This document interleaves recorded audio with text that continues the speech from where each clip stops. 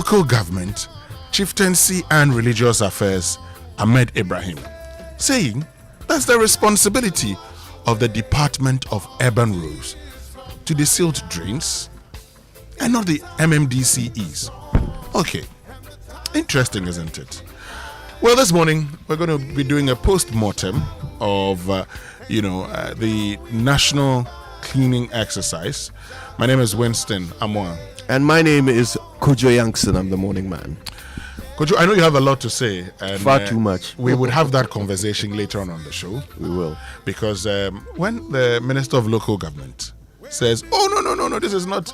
So why did President John Dramani Mahama say that the assessment of DCEs will be based on how well they perform in the management of waste or when it comes to sanitation? The president certainly knows all these things. Yeah. Well, we'll get into it here on the Super Morning Show. But I'll be sharing with you shortly the weather for today here on the Super Morning Show.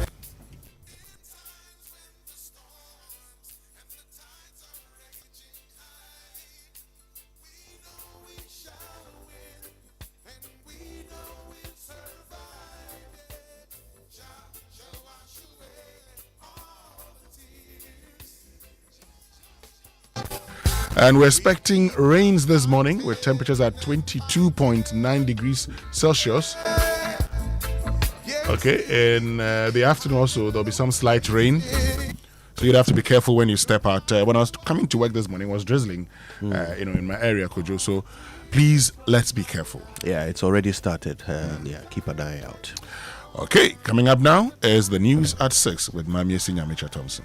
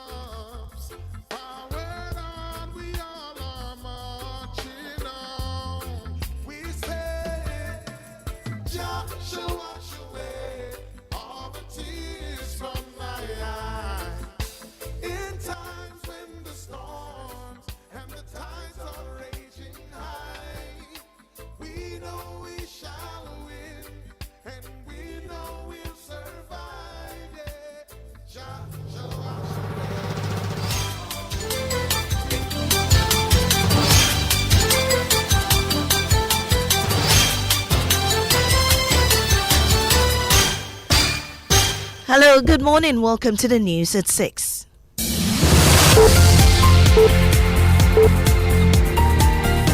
The news is live on Joy 99.7 FM. It's 103.9 FM in Accra, in Kumasi on Love 99.5, and in all 16 regions of Ghana via partner stations. Also live on myjoyonline.com, X Spaces, and YouTube.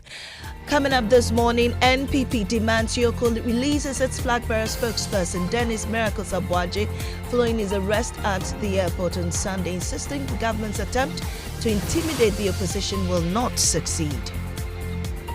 I don't see any reason why the NDC believes that now these tactics will work. Also coming up this morning, the party has condemned the violence that disrupted Bantama constituency executive elections as it vows disciplinary action against anyone implicated in police investigations. We'll also await the investigation of the police, and then where the party needs to take a decision different from what the police have indicated, then the party will do so appropriately. In business, Bank of Ghana warns commodity price volatility and geopolitical tensions remains the biggest threat to the economy despite recent gains. These and more with me, Mamie Sinyamicha Thompson. Do stay for details.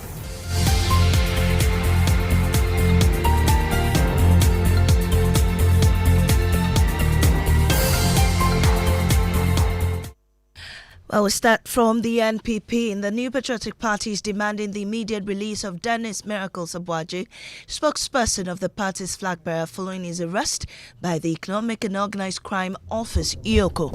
In a statement, General Secretary Justin Kojo Frimpong alleged that Miracles was arrested at the airport by EOCO officers with the assistance of immigration officials. He claimed the party's official lawyers have since been denied access to him and that no charges have been filed. Well, we have details of that statement and I have excerpts of it. Justin Kojo Frimpong in that statement argued that Miracles' arrest came shortly after he announced his intention to contest a leadership position within the party and accused the government of targeting opposition members. He also called on Yoko to release Miracles immediately or charge him and put him before a court of competent jurisdiction, while also demanding that he be granted unrestricted access to his lawyers and family. Meanwhile, the party's Director of Communications, Richard Ahiagba, has described the arrest as an attempt by government to intimidate members of the NPP. His Excellency John Dramani Mahama's government will come to a point where these things will stop. This intimidation will stop. We are a democratic country and we've been doing this for some 3 decades now. I don't see any reason why the NDC believes that now these tactics will work. Even when it was PNDC, people stood up and spoke. And so this is not going to quiet our spirits or quiet our voices. And you heard the deputy, the communications Director of the NPP, Richard Ahiagba. While still in the NPP, it has condemned the violence that disrupted its constituency executive elections in Bantama and says the party is cooperating with the police to ensure those responsible are brought to book. The elections were suspended indefinitely after the exercise was thrown into chaos when some individuals allegedly stormed the polling station and destroyed electoral materials, leading to the arrest of 3 people. Here is Deputy General Secretary of the NPP, Harina Mohammed. This is something that the MPP frowns on, and the security at the center took the matter up and then arrested some members who were suspects. So the security is doing the investigation, and those 2 persons are helping them in the investigation process. This is purely a criminal matter. We'll also await the investigation of the police, and then where the party needs to take a decision different from what the police have indicated, then the party will do so appropriately. Now, the blame game over Accra's perennial flooding has taken a new turn, with the Minister for Local Government, Chieftaincy and Religious Affairs, Ahmed Ibrahim, squarely blaming the Urban Roads Department for the failure to regularly desilt major drains. He dismissed criticism directed at MMDCs as hitting below the belt, insisting the assemblies lack the resources to undertake such works. Fatal Bayaga reports. The minister was visibly disturbed by claims that MMDCs have failed to regularly maintain drains within the assemblies, stressing that he does not take such remarks lightly. According to him, the limited sanitation funds allocated to the assemblies are only sufficient for the certain primary drains, while the maintenance of major drains falls entirely under the mandate of the Urban Roads Department. He therefore challenged the agency to carry out its responsibility to help prevent flooding. Critics, they are hitting below the belt. For the MMDCs, I'm the Minister for Local Government. To say that the MMDCs are also sleeping on their job is maybe something that I will not take lightly, simply because the responsibility of desilting the drains and the storm drains, apart from primary drains, is the responsibility of urban roads. So those monies goes to urban roads. So how can you come and be insulting a DCE? He further revealed that many chief executives are under immense pressure because of the situation, insisting they are being unfairly blamed for responsibilities outside their mandate. And urban roads, they should have done it before the rain set in, not the MMDCs. So clearly, if we should just be look at the way the DCs are suffering. If they were to be your brother, will you say this statement? Are they suffering? You yourself standing here are not suffering. Meanwhile, President John Mahama ordered the immediate opening of all 6 waste transfer stations to receive the huge volumes of waste being excavated from drains and homes across the capital as part of efforts to contain the sanitation crisis. For Joy News, Fatal Bayaga, Accra. Meanwhile, the minister says government has partnered with JA Plant Pool, a logistics company, and the Jospon Group to deploy 27 trailers and other logistics to support waste management efforts following the National Sanitation Day exercise. So the original estimation of about 100 trucks cannot be enough for the job, and therefore there's the need for other support, and that is the reason why we came to JA Plant Pool to look at the 18 compactors that are here, Athlota compactors, and to look at the 60 Athlota trucks that are here by Jospon Group of companies. Because if you look at the refuse, people are taking them to Jamestown, to Achimota filling station. Then in the night, the trailers will take them to the faraway landfill site. Now, founder and general overseer of the Action Chapel International, Archbishop Nicholas Duncan Williams, has expressed concern over what he describes as leadership failures that have allowed the indiscriminate construction of buildings on waterways, contributing to the recurring floods across the country. During a sermon at his church on Sunday, he called for bold and decisive leadership to enforce planning regulations. We have a serious challenge, and everyone who comes into authority, doesn't matter which side of the aisle you belong to, MPP, NDC, you have challenges to face. You will inherit these problems. I look forward to the day that we'll have a president and a party that will not mind losing election to correct these problems. At the present situation, with the kind of democracy we are operating, 4 years, maximum 8 years, I don't know any president who can fix this problem. Well, the Ghana National Fire Service says a major fire that engulfed an alcohol storage warehouse at Tema Community 26 has been brought under control. Although the blaze caused extensive damage to the warehouse, the service says swift intervention prevented the flames from spreading to nearby homes and businesses. No casualties have been reported. Here's Assistant Divisional Officer of the Ghana National Fire Service, Alex Kinanate. For us to dispatch 7 fire tenders, it speaks to the quantity of the fire that we're dealing with. Fortunately, as it stands right now, I can confidently tell you that the fire is almost extinguished, and we are just doing salvaging and overhauling to make sure that there are no pockets of fires left anywhere that can be reignited again. We got a call at 5:30 a.m. or we dispatched the team at 5:30 a.m. Unfortunately, the closest fire tender, which is Def Traku, was out of commission as at that particular time, and so the closest fire tender again was the industrial area.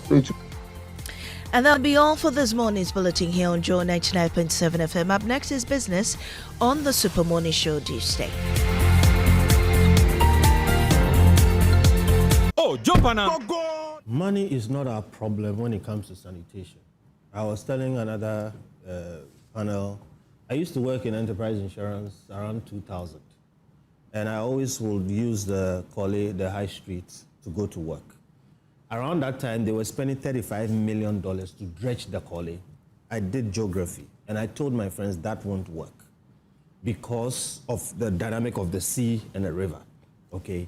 Now, since that time till now, we spent about $300 million. If you take the Garrett project, Ghana Environmental Resource Management, or up dollars. Money is not our problem. Our problem is lazy leaders who refuse to do the heavy thinking because sanitation is an engineering challenge.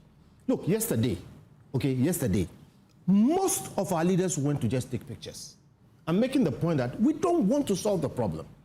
Our leaders don't want to do the heavy lifting, the hard work of thinking through and solving it. They just want to do something to represent something and then go out and take pictures to show the people that, oh, we are working at it. Well, I thought this was genuine and to inspire others to, get into the gutters and work. The definition of insanity is doing the same thing and expecting a different result.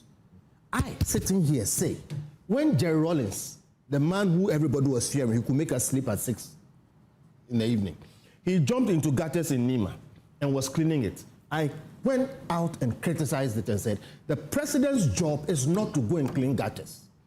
At that time, I said, what the president should do is to go and stand by the gutter and say, why is this thing dirty? And ask, who is in charge of it?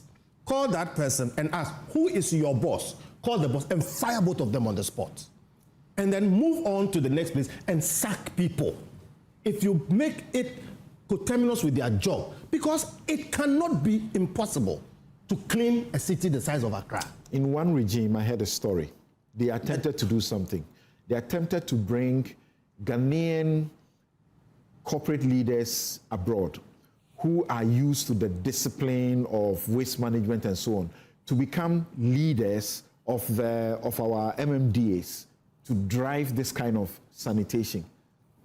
Why is that necessary? Sanitation is engineering, and you know what? We are not the first people to start it. I put an article on my Facebook yesterday about New York. Okay, there was a time in New York when people's horses died, they left it on the streets. Okay, can you imagine? It was stinking. In London, the Thames River was stinking. Okay, I can go on and on and on and on.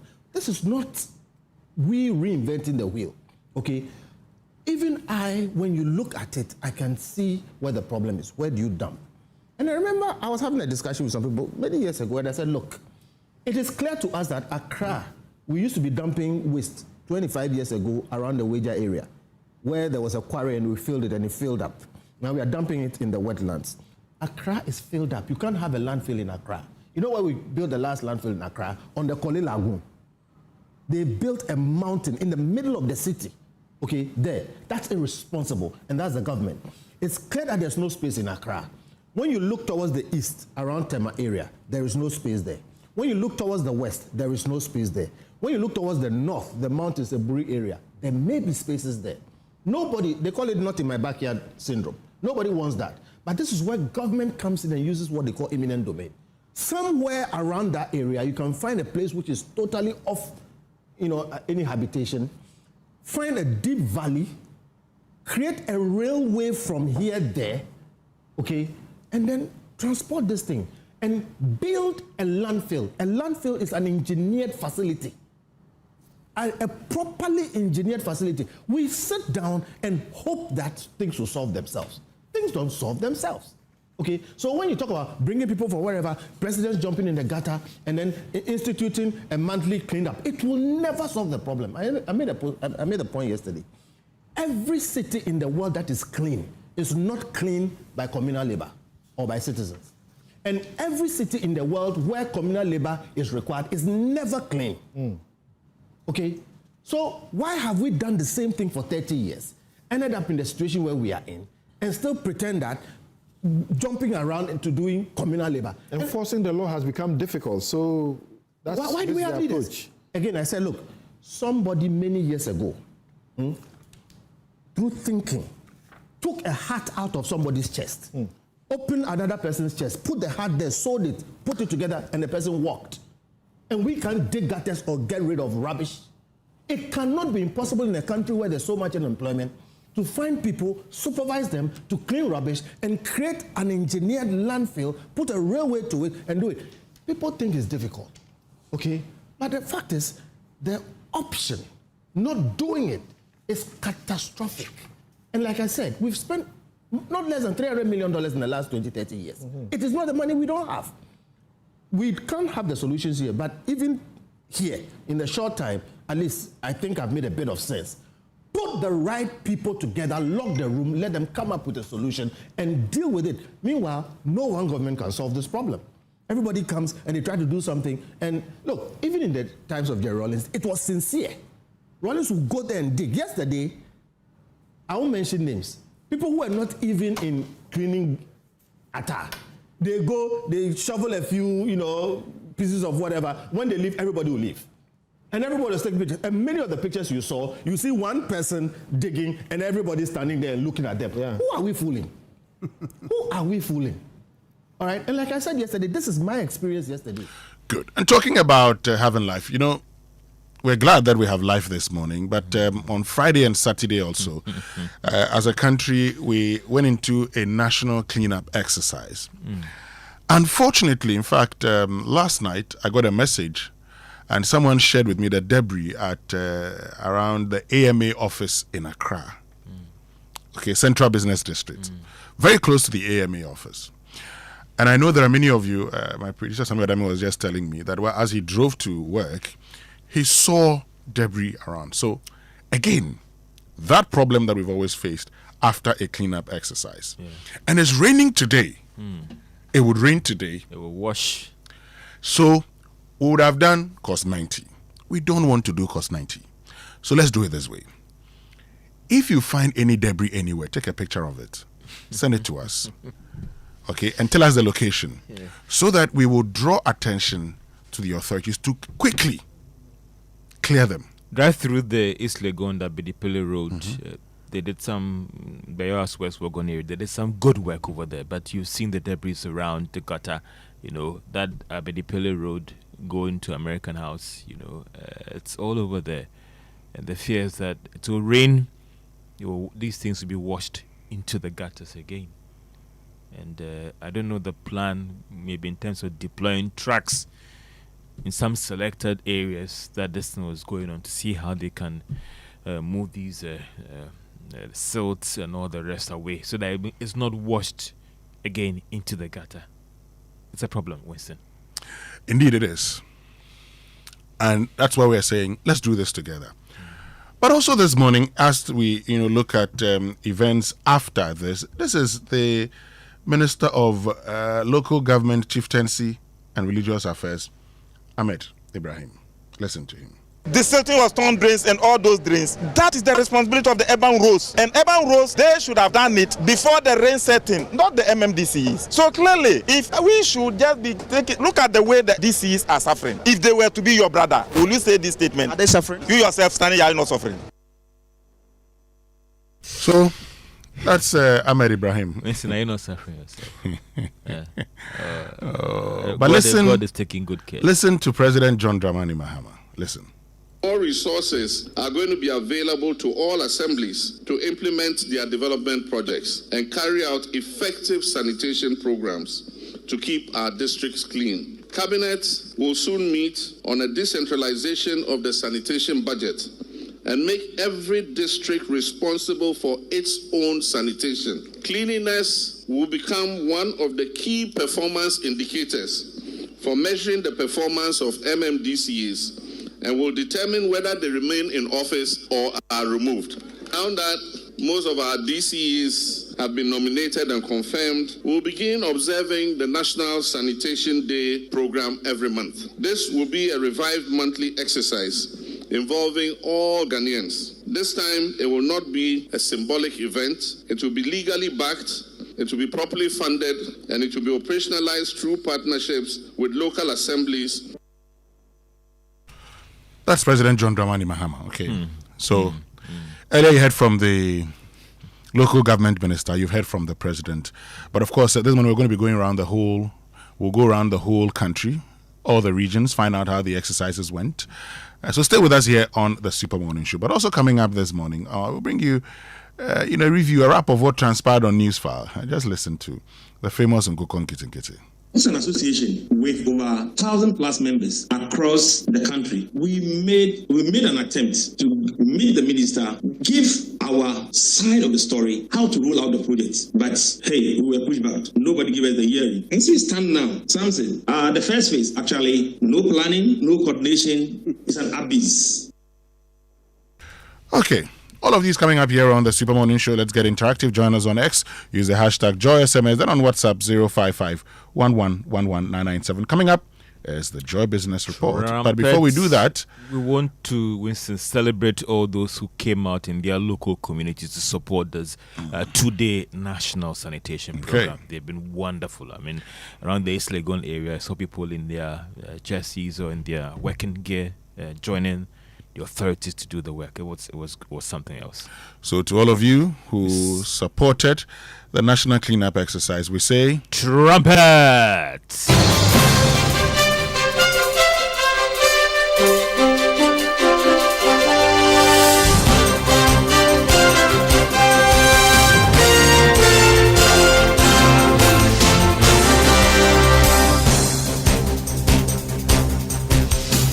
Good morning and welcome to the Joy Business Report. Coming up, Bank of Ghana warns commodity price volatility and geopolitical tensions remains the biggest threat to the economy despite the recent gains. Economist Dr. Edu Osusakode fears current spike in crude prices may affect projected inflation rate decline and possible cut in the policy rate. And Agric Minister Eric Opoko insists government's prudent economical policy measures have helped Ghana's food situation improve, despite that resulting in low food prices on the market.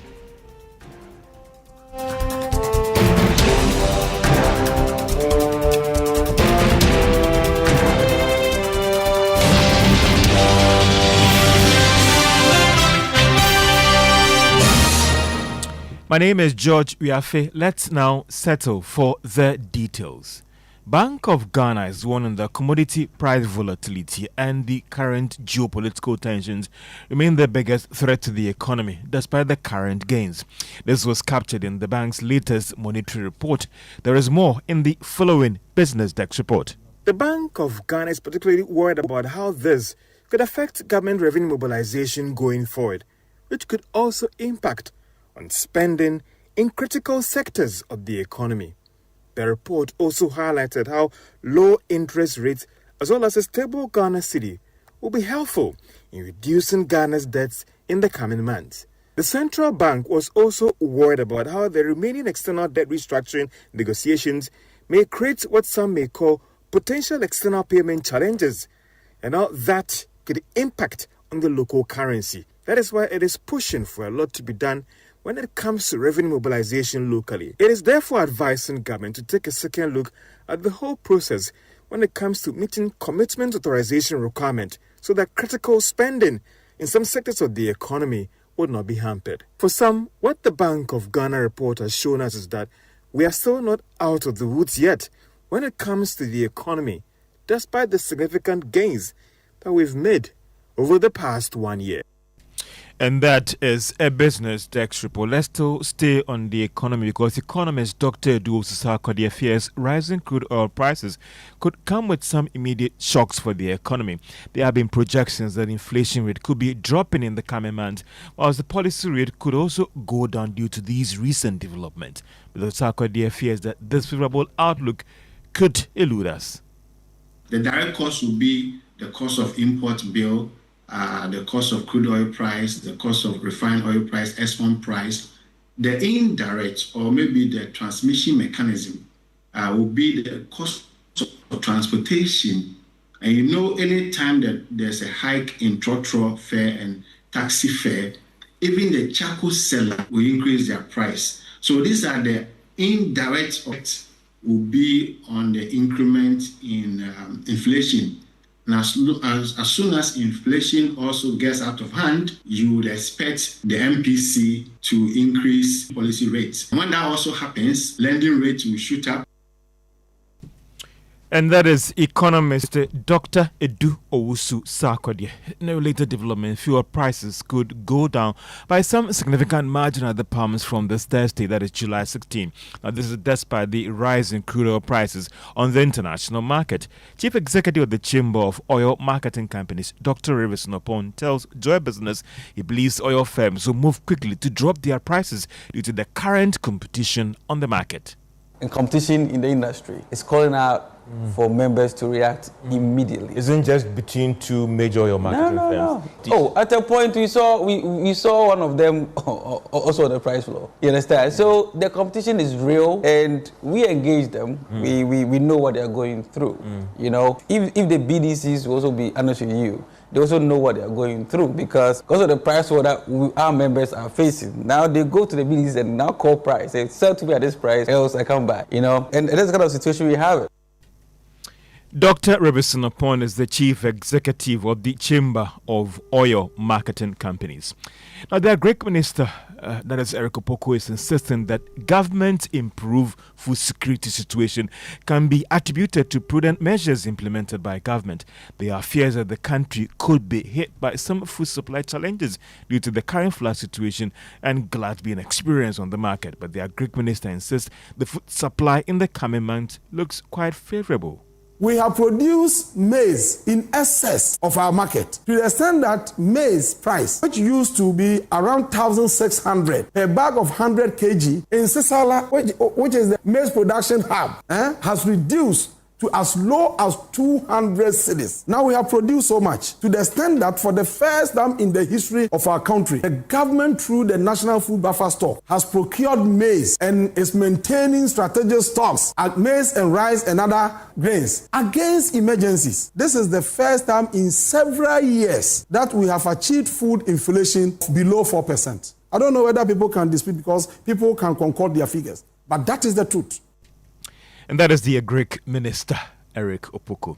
The government recorded 77% of the subscription of the Treasury Bills auction as yield on the 1-year bill hit 12.99%. Now that's according to the auction results by the Bank of Ghana. Government will have to pay more to service the bills when they mature. There is more in the following Business Tech report. The government received 10.03 billion Ghana cedis of the bids from the investors. However, it accepted a little above 7 billion Ghana cedis. The 300 bill was once again the most subscribed bill, as 5.65 billion Ghana cedis of the bids were tendered, representing 56.3% of the total bids. The uptake was, however, 4.5 billion Ghana cedis. The 182-day bill received bids of 1.3 billion Ghana cedis. A little above 1 billion Ghana cedis of the bid was accepted. For the 91-day bill, 2.98 billion Ghana cedis of the bids were tendered. A little above 1.79 billion Ghana cedis of the bids were accepted. Meanwhile, interest rates were mixed on the yield curve. The yield on the 91-day bill dropped by 10 basis points to 5.86%. That of the 182-day bill remained unchanged at 7.78% from the previous week. The yield on the 364-day bill, however, surged by 70 basis points to 12.99%. So that was a Business Desk report. Some banking-related stories, and Chairman of Group Indum, Dr. Parker Sindum, has revealed that he is working with some local investors to acquire the retail unit of Standard Chartered Bank Ghana as a consortium. The following Business Desk report has more. This is the latest that we have picked up when we pressed Dr. Indum about initial reports that he was planning to acquire the retail unit of Standard Chartered Bank Ghana. Dr. Indum noted that the plan was never to move alone and make the acquisition, but rather bring other like-minded investors on board to undertake this action. He told Joy Business from USA that they have made significant progress on this discussion. Dr. Indum further stated that the plan is to quickly move to list on the Ghana Stock Exchange, a move aimed at bringing more Ghanaians on board. Dr. Indum is also pushing for the Bank of Ghana to ensure that the retail business of Standard Chartered Bank is taken over by Ghanaians and not foreigners. Joy Business understands that StanChart is open to talks with any investor that is interested in their unit. According to Standard Chartered Bank, they are hoping to complete the sale a little over a year. The bank has maintained that the decision to sell the retail unit was part of global strategy when it comes to the Ghanaian market. And that is a Business Desk report. Let's find out how your investment will fare this week on the Ghana Stock Exchange from Caitlin Daze of Databank Research. Trading activity on the stock market ended on a firm footing with price gains in 13 equities against 4 laggards. The top gainers were intravenous infusions, HORDS and CPC, while Standard Chartered Bank, SIC and Republic Bank declined. As a result, the Ghana Stock Exchange Composite Index surged to a year-to-date gain of 68.8%, while the Databank Stock Index surged to a year-to-date return of 88%. Weekly turnover increased to 67.1 million Ghana cedis after trading 1 million shares over 32 counters, with MTN Ghana and Casapreco accounting for 92.2% of the market turnover. This week, we expect the share prices of HORDS, intravenous infusions, Clydestone and MTN Ghana to increase, while SIC, Cal Bank, Standard Chartered Bank and Access Bank declined. For Joy Business, Dazi of Databank Research. Well, that's Kelly Dazi from Data Bank. So let's do some commodity news. And crude oil has gone up significantly from last Friday trading, selling this morning at $79 a barrel. Gold lost about $55 to open trading at $4,064, that is an ounce. Cocoa is still doing some wonders on the international market, but even though it lost about $300 from yesterday's trading, it's trading this morning at a little over $6,000. That is a ton. To the currency news, the this morning is going for 11 Ghana cedis, 56 pesos. That's the rate some of the major commercial banks are offering to their clients. The euro is going for 13 Ghana cedis, 22 pesos. The British pound, on the other hand, is going for 15 Ghana cedis, 51 pesos. The forex bureaus, on the other hand, selling the dollar at 12 Ghana cedis, 15 pesos. And that's all for the Joy Business Report this morning. Back to you, Winston. Thank you very, very much, George, which means we can bring you our inspirational song for today, Change My Heart by the Blood Crew. Okay, let's enjoy this one, chosen by Frank Ainty.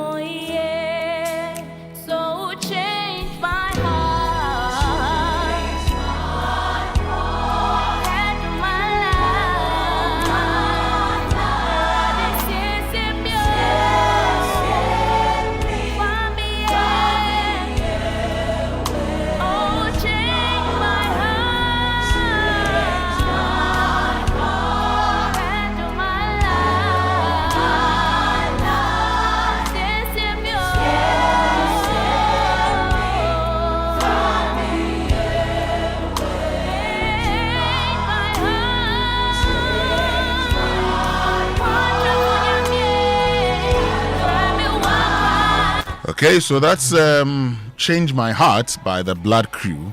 That's our inspirational song for today. And George Wiafe has joined us for the news review. Good morning once again, George. Good morning. And Konfanoche is here. It's an interesting name for a gospel group, right? Yeah, Blood Crew. Yeah, the Blood Crew. Sounds like a bunch of vampires. Please, the blood of Jesus. Now, let me share with you a few tips for today. And before any long journey, confirm that your load is secure and your documents are in order. Loose items and poor preparation can turn a routine trip into a dangerous one. Travel preparedness is part of safety, Comac reminds every driver. And this is brought to us by the Chamber of Oil Marketing Companies, which means we can get it into Say It Right this morning, Kojo. Yeah, brought to us by Kingdom Books. At Kingdom, quality and affordability are their hallmarks. And Societe Generale Bank Ghana. The future is you. Something must be done. You say either, I say either. Today's topic for Say It Right was sent to us by Dr. Ernest York. Now, he has noticed that many people say to the latter when they mean to the letter. Let me use the correct expression in a sentence. I can't seem to get my camera to work even though I have followed the instructions to the letter. It's to the letter, not to the latter. Now, the expression is used in reference to the following of instructions. It describes the act of following instructions to the minutest detail. And since instructions are often made up of words, and the smallest unit of a word is a letter, it follows that when you are following instructions to the minutest detail, you are following them to the letter, not to the latter, which doesn't mean anything. Well, thanks to Dr. Ernest York, we now know.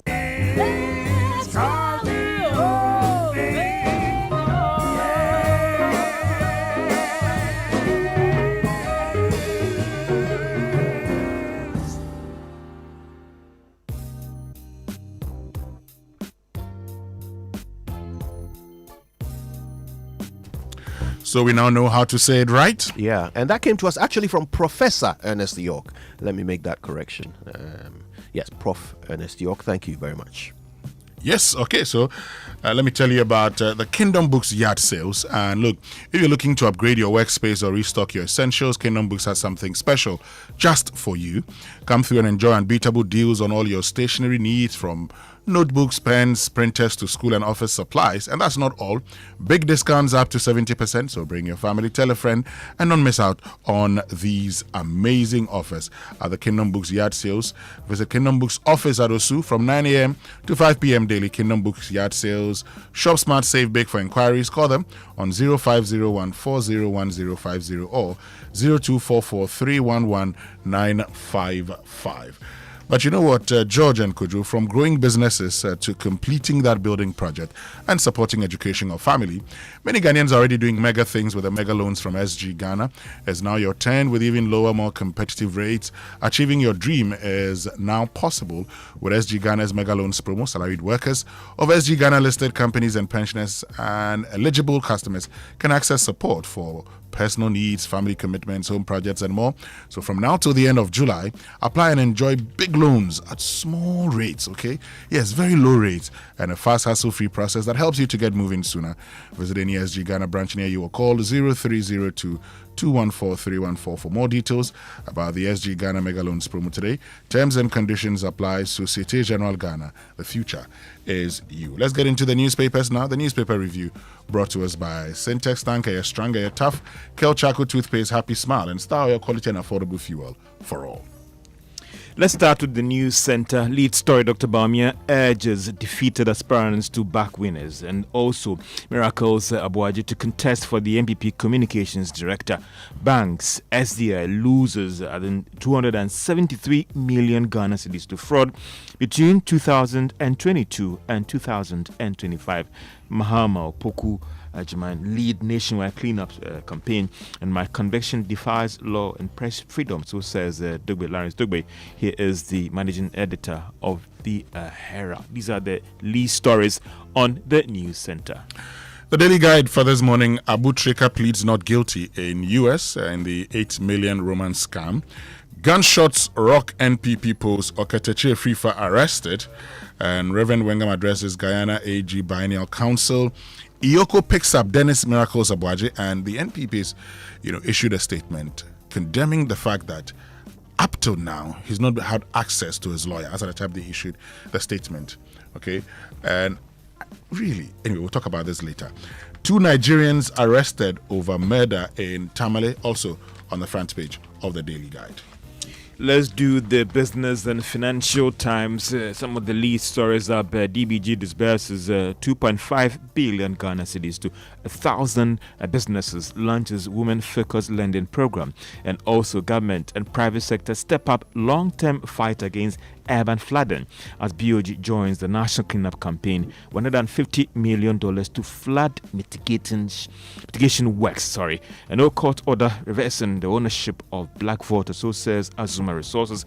Markets await broader fiscal progress. Continued reforms seen as key to market return. These are the lead stories on the front page of the Business and Financial Times. The Economic Times this morning says financial sector fraud cost banks and SDIs 68 million Ghana cedis, only 5% recovered as fintech losses rise. Banks preparing for next week's key interest rate decision with regards to loan rates, tenors, and sectors. Okay. And government provides 400 million cedis to commence women's bank operations. Deposits money at Bank of Ghana. Bank to start operating before the end of 2026. Now, why do you want to set up a whole new bank? Anyway. And it's good for me to bring you this story because it's very, very important. Development Bank Ghana has disbursed 2.5 billion Ghana cedis to about 1,000 businesses across 16 regions over the past 5 years, with more than half of the beneficiaries being women-led enterprises. And that is according to the chief executive, that is Nso Mbala, disclosed this at the program. Said the bank has achieved this milestone without recording any loan losses attributed to the performance of the discipline and sound lending practice by the institution. And I'm saying that you have institutions like this that are doing more lending to women. Why don't you channel some of these resources to DBG, channel it to other banks that are setting up women decks to target lending? They have the structures and all those things already in place to ensure that you minimize non-performing loans, which is actually, if you look at it in monetary terms, is more than 20 billion Ghana cedis. I'll tell you why. Because the goal is not to actually, enhance, to boost business for women. It's to get votes. Mm-hmm. That's the business that government is in, getting votes. Everything they do is to get votes, not to solve a problem. I mean, we've been talking about here. The minister has been responding to all these concerns. But you heard on Newsfile, challenging. You heard on Newsfile the member of Parliament, Bernard Bedu, talking about how they are Ghanaians. So what is wrong with Ghana government taking 230 million cedis and using it to buy chicken for Ghanaians? After all, they are Ghanaians. Okay, I am going to share with you the that whole conversation on Newsfile shortly. But let's go online. The online news review brought to us by Zenith Bank in your best interest. And Zenith Bank says, stay alert, shine your eye when someone calls claiming to be from Zenith Bank. Fraudsters can sound professional, confident, and convincing. They may ask you to confirm your account details to help resolve a supposed problem or secure your account. Remember, Zenith Bank will never ask for your PIN, password, or OTP over the phone, email, or via any channel. If a caller asks for this information, do not share it. End the call immediately and contact Zenith Direct on 0542 000 111 or 0302 680 884. Okay? Shine your eye, spot the fraud, stop the fraud. And there's a message from Zenith Bank in partnership with the Ghana Association of Banks. Now, myjournalline.com this morning, NPP to march to Iyoko over arrest of Dennis Miracles Abuaje. 2 Nigerians arrested over alleged murder of compatriot in Tamale, and Supreme Court should consider live broadcast to boost public confidence. That's Justice Akabuafo. I support that. Yeah. And Nana Professor Asante advocates stronger ADR to ease court congestion and appoint more judges to improve justice delivery, circuit court judge. Finally, NPP Bantama constituency elections resume after disruption by unidentified men. To City Online, they also have a lead story saying that NPP to march to Yoko today over Miracles Abuaje's arrest. Also, the story says that we've had enough. Commuters demand urgent repairs of the SCC Old Barrier Road. Miracles Abuaje arrest sets a dangerous precedent that is saying that's according to Kojo upon Nkrumah. Middle East tensions keep Ghana's fuel market on the edge, so says Comac, and also lack of integrity undermining Africa's anti-corruption fights, so says Edem Senanu. And these are some of the lead stories on City FM Online. Okay, so let's get into the details of the story. But before we do that, because we talked about the Nkokon, this is just by way of what happened on Newsfile over the weekend. on that conversation, when it comes to the much publicized Nkoko Nkiti. It is not everything that should be tried. Sometimes sit down, do the planning. You are going to invest 245 million Ghana cedis. And you go and give somebody 2 chickens here, 3 chickens here, 4 chickens here. And what do you expect? My point is, like I said, you have a ministry, you have directors, you have experts, you have all these things. It should be possible for them to tell you that Nkoko Nkiti has 0 chance of solving the poultry deficit in Ghana. Because I can say that here. The way I said Commander Sugar Factory, the way I said all the things, I'm saying this. Nkoko Nkiti will fail. It will not solve the poultry problem in Ghana. The money will be spent, wasted, and stolen. It's an association with over 1,000 plus members across the country. We made an attempt to meet the minister, give our side of the story, how to roll out the project. But hey, we were pushed back. Nobody gave us the hearing. And so we stand now. Samson, the first phase, actually, no planning, no coordination. It's an abyss. This is coming from you, the Poultry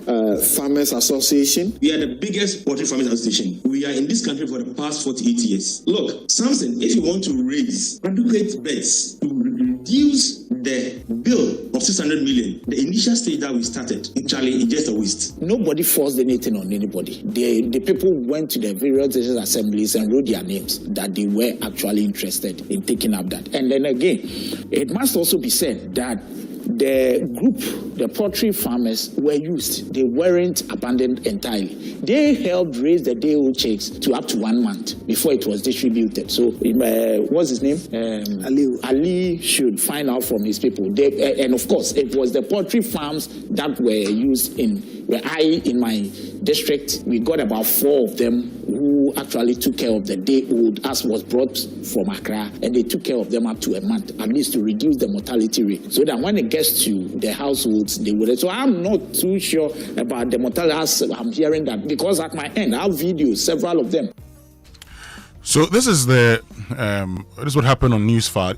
The first person who spoke was Kofi Bentil, Vice President of Imani Africa, then Muhammad Ali, who's CEO of the Greater Accra Poultry Farmers Association, and then you heard from the Member of Parliament for Akwitia, concluding the conversation. Yes, Kojo. Yeah, there was an interesting exchange on Newsfile where Kofi Bentil was asking Bernard Badu whether there's any hope of a return from this project, right? If you've invested in people becoming poultry farmers, that 245 million, will it ever come back? Is there an expectation that those who are going to do the poultry farming will pay back government? And Bernard Badu's response was that, well, I mean, they are Ghanaians. So if 245 million worth of chickens are given to them, there's nothing wrong with it because they deserve some of the national cake. Or in this case, the national chicken. You see, this is our problem. First of all, we were here. And I remember making this point that if you want to do Nkoko Nkiti, the first thing you do is to actually give these day-old chicks to existing poultry farmers. Tell them, we'll give you the day-old chicks, we'll supply you with feed. After 6 months, for broilers, 8 weeks, 10 weeks, between 8 weeks, 6 to 8 weeks, they're ready for the market.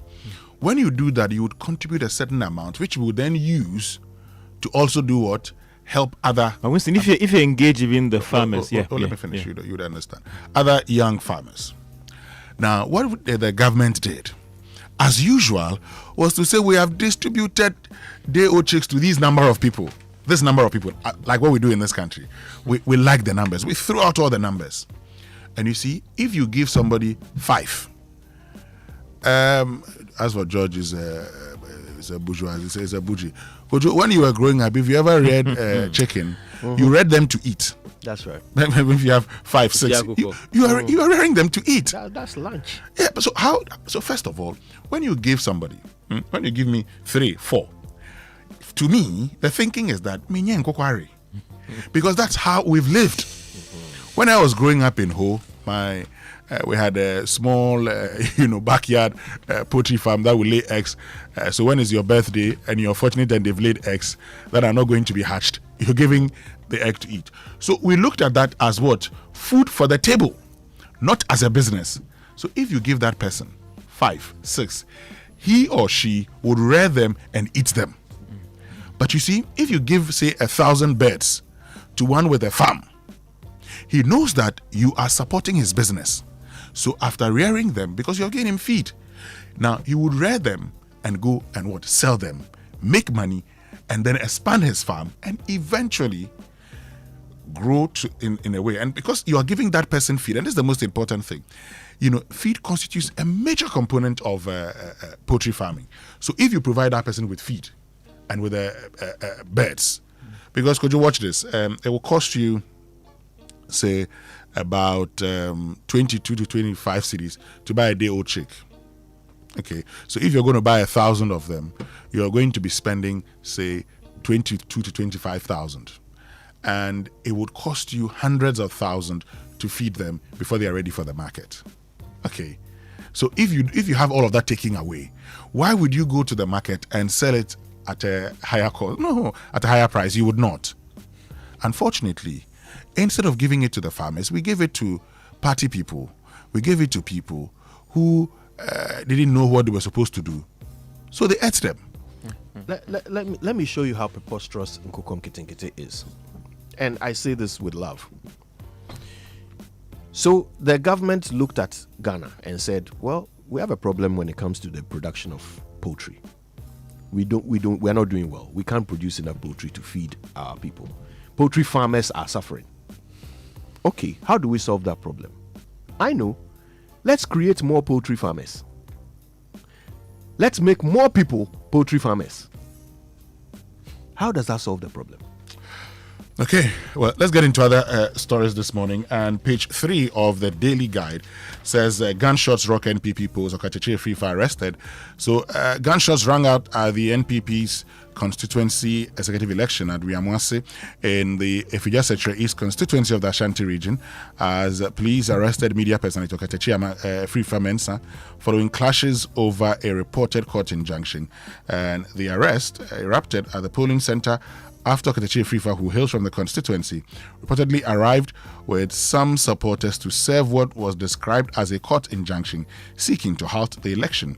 Eyewitnesses said armed police officers prevented him from entering the polling station, triggering a confrontation between police personnel and some of his supporters. As tensions escalated, police fired several gunshots to disperse the crowd and restore order. The sound of gunfire sent delegates and party supporters running for safety, temporarily disrupting the voting process. Okay, and also in the Daily Guide, $8 million romance scam Abutrika pleads not guilty in the US, and Ghanaian socialite Frederick Kumi, popularly known as Abutrika, has pleaded not guilty to conspiracy to commit wire fraud and another count of conspiracy to commit money laundering in a U.S. district court following accusation of using fraudulent means to swindle about $8 million from elderly Americans. To the Business and Financial Times, it talks about the private sector supporting government. It says government is stepping up efforts to tackle Ghana's recurring urban flooding by mobilizing state institutions, including the Bank of Ghana, alongside private sector as a strategy that combines sustained sanitation campaign with infrastructure investment. The new focus on flood prevention follows one of the country's worst urban flood events in recent times. And for me, it's good that we are trying to bring others on board. But for me, it was interesting. I realized that there was a sanitation fund, or is it a levy, that was supposed to assist these assemblies. And it brings back the debate from the Minister of Local Government about who is responsible for the silting drains and storm drains in the country. And for me, I didn't even know that there was a levy. I knew there was a levy, I didn't know it was still in operation. So in terms of funding, there is something even little in place to support these activities or deal with the situation of waste in the country.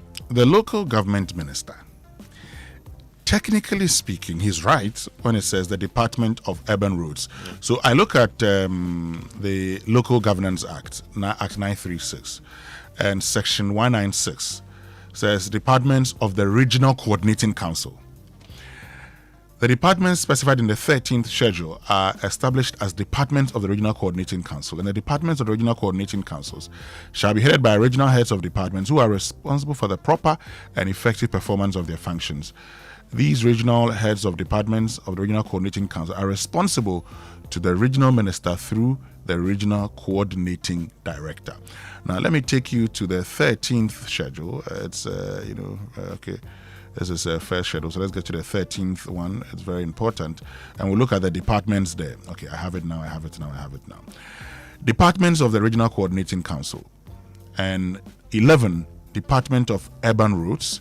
You have Department of Feeder Roads. You have Veterinary Services Department. So the Department of Urban Roads is there. It is true that the Department of Urban Roads is in charge for the desilting. But it is also true that there are community drains that do not fall under the Department of Urban Roads.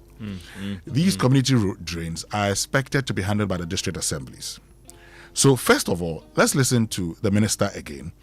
Then you would hear from President John Dramani Mahama. Because you see, the minister says one thing and the president is tasking the assemblies to do another. Listen.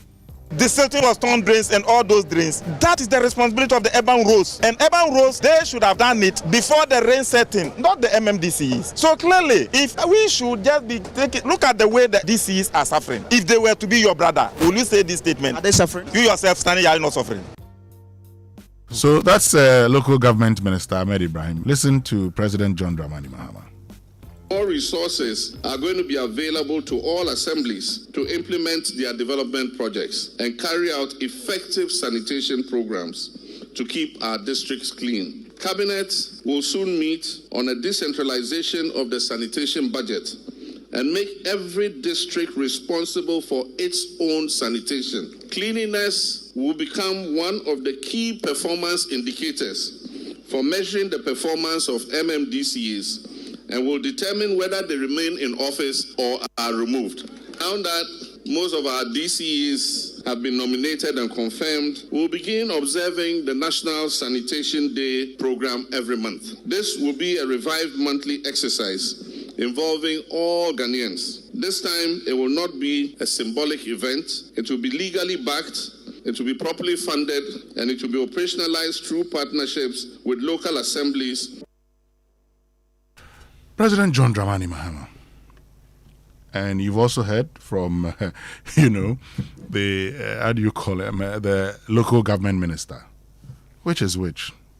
So the president says, this is going to be one of the ways we assess your performance. Minister says, it is not our job. Interesting. Yes, George, you want to make a point? I mean, for me, this thing didn't just start today. And that is why there are government. There are several platforms at the district coordinating council, the regional level, even at cabinet level.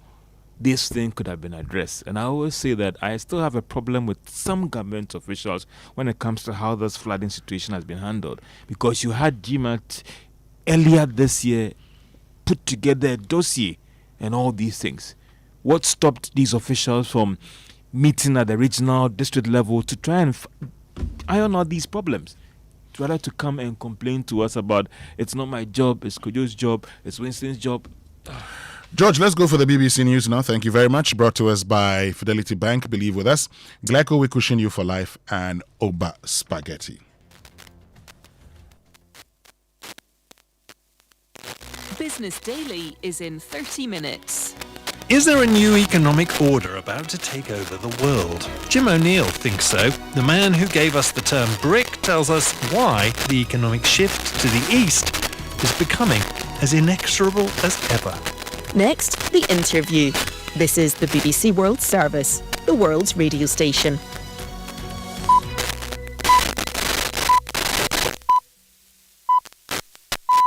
Coming up from the BBC World Service, The Interview. Conversations with the people shaping our world.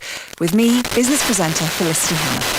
For this episode, I speak to Patrick Tiernan, CEO of Lloyd's of London, the 337-year-old insurance marketplace which operates in almost every country in the world. He warns that AI and drone warfare will force a complete reimagining of how conflict risk is calculated and insured. The way war is insured at the moment, it assumes that it'll build up, that there'll be breaks in there and that you can increase the cover. It's very possible that won't be the case, as there is more drone warfare, that there is more artificial intelligence in the decision making. So we're going to have to completely reimagine how we cover that. That is both an opportunity but a very big difference in how risk is going to be calculated and insured. Patrick Tiernan. Hear more on the interview after the news. BBC News with Emily Thomas. Dozens of people remain missing after a fire tore through a bar in the Thai capital, Bangkok, killing at least 27. Relatives have been gathering at the scene to collect the bodies of loved ones. Several victims were found in the bar's toilets where they'd sought refuge.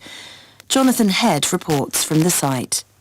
There have been previous fires very similar to this, and regulations have been toughened up. The biggest problem always is whether they're properly enforced or observed. And so often in these bars and in other similar kind of venues, you will find that regulations have not been followed, inspections have not been adequate. When you look at what happened last night, from the start of the fire to this terrible inferno beginning, so the difficulty people had in finding their way to exits, with the fire brigade putting it out within 30 minutes, the fact that so many people died and there was such catastrophic damage in that short time suggests that something did go terribly wrong in there. Oil prices have opened the week higher after several days of tit-for-tat attacks between the US and Iran and conflicting claims about the Strait of Hormuz.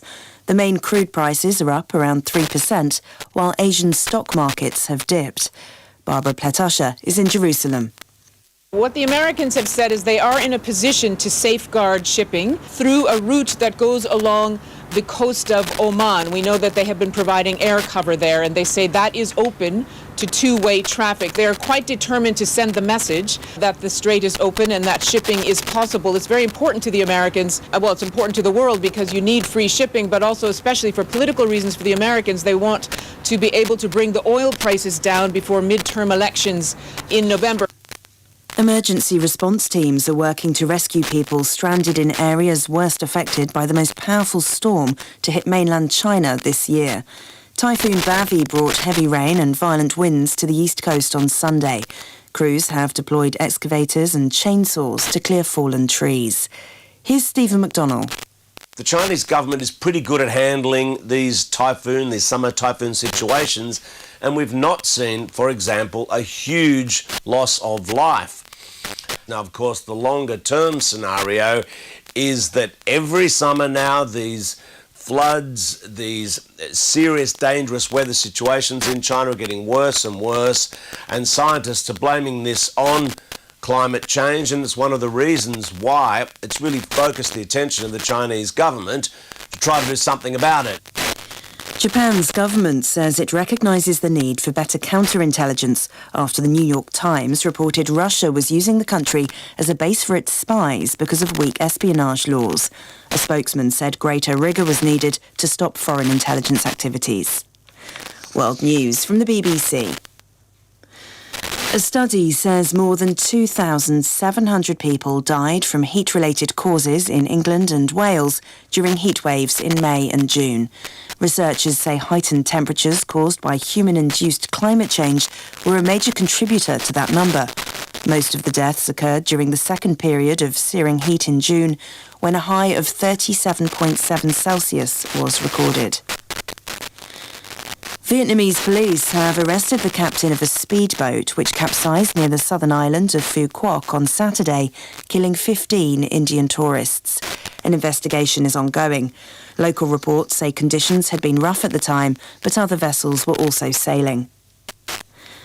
Representatives of outdoor tourist attractions in Britain are meeting government officials and forecasters today over concerns simplified weather symbols are causing visitors to stay away.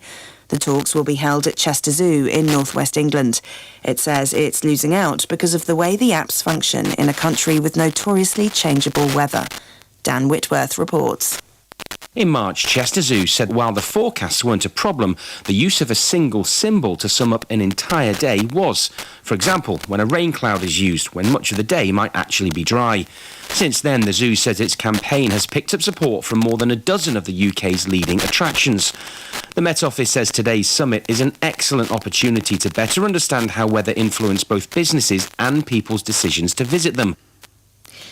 The actor, producer and director Sam Neill, famed for his leading role in Jurassic Park, has died at the age of 78.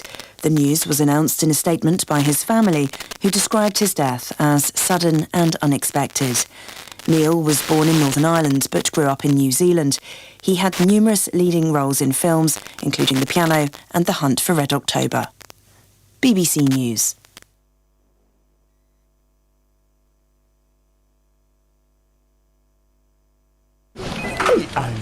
Challenge these days, new level. They lifted the city yesterday. This morning, the letter is out there. Today, please go and just evacuate it. But this solution won't come from communal labor. I've said it in Jerry Rawlings' time, I've said it in MPP time, I've said it in NDC time. On a lighter note, when you began speaking and I started smiling, I suppose you didn't know why I was smiling. You said you were working in a company. And I asked myself, Kofi Bento, driving to a company, sitting there, work as an employee. How does that work? Kofi can't do that. Well, I did that for many years. I did a good job. I resigned. Yeah. I think we all agree that, this cleanup is not a solution at all, right? That is why I started off by saying that, communal work is good, for community building and ownership. But when it comes to waste management or improving sanitation in the city, this does not solve it. You were going to 2 points. When it comes to flooding, this does not solve it. Okay. Right. So, and let me get into the flooding bits, and I think the waste management part, we can discuss that later. When we list, let's say, contributing factors to flooding in Accra, let's say I'm going to just list about 5 of them, right? And it goes back to my initial point that I'm concerned that we are elevating indiscipline or indiscriminate solid waste disposal as though it's a major cause to the flooding that we are seeing. But in my view, I don't think it is. And this is why. So let's say we have 5 major contributing factors to the flooding we see. One being lack of sufficient, well-engineered drainage system. And I'll say that, considering the rain intensity that we are seeing, recently in Ghana, and you look at the drainage capacities that we have, it's not sufficient. Our bigger drains, or what we call primary drains, I think designed for what we call 25-year flood period. That is, in layman's term, we will say flood or rain that has, flood that has 25% chance of happening, right? But when you look at the intensity of the rain we are having, we need to rethink our drainage system and be considering 100-year flood, which is, designing for systems that have the capacity to handle flood that has 1% chance of happening. And many cities are adopting this engineering principle. The second point is increased runoff. So in stormwater management, the first thing you really want to do is to reduce runoff. Runoff is, all the rain that is flowing through the cities, right? That is, has speed and volume. You want to reduce that runoff. Currently, we have a lot of developments that are all tiled, concrete, and really increase this runoff. So it's intensifying the floods. And then we have lack of enforcement in protecting our wetlands, right? So which people term as building in waterways, but I prefer to call it lack of enforcement in protecting our wetlands, right? And then lack of detention ponds. Then we come to choked drainage. So out of this 5, let's say each of them is even contributing 20% each. When we come to choked drainage, something, if you pay careful attention to the drains that we have and what is choking it, you realize that it is silt, primarily. Before even waste. I mean, without silt occupying the gutters, the plastic bottles and all will float, right? But it's the silt that is trapping all this waste in the gutters. Where does silt come from? Silt is as a result of how our city is unplanned or planned. We have a lot of untarred roads, untarred feeder roads, and we have a lot of, areas that are unpaved and also areas that do not have any landscaping at all. And so we have a lot of silt getting into our drains. Even the covered drains, they are barely removed to check, but recently Bus Stop Boys showed a video. When you take the cover and you look at it, you see that it is full of silt. So and so when you look at what is choking our drainage, and the primary thing there is silt, and then the second is, let's say, waste, right? Why are we so much focused on blaming the citizens about our choked gutters being with waste when the main thing is silt?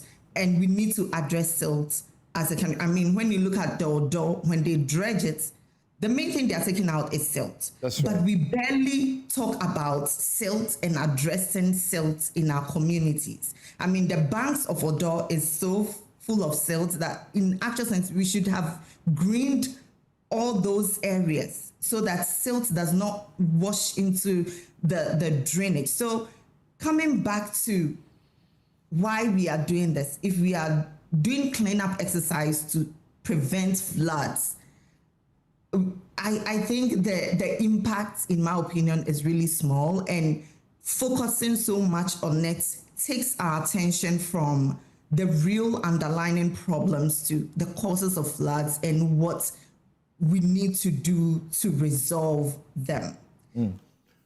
So that is my main concern. Right. That is one of my major concerns with the cleanup. And the second is being the waste management, which I think we can come back later unless you want me to continue. That is also fine with. Yes, Dr. Amoah. So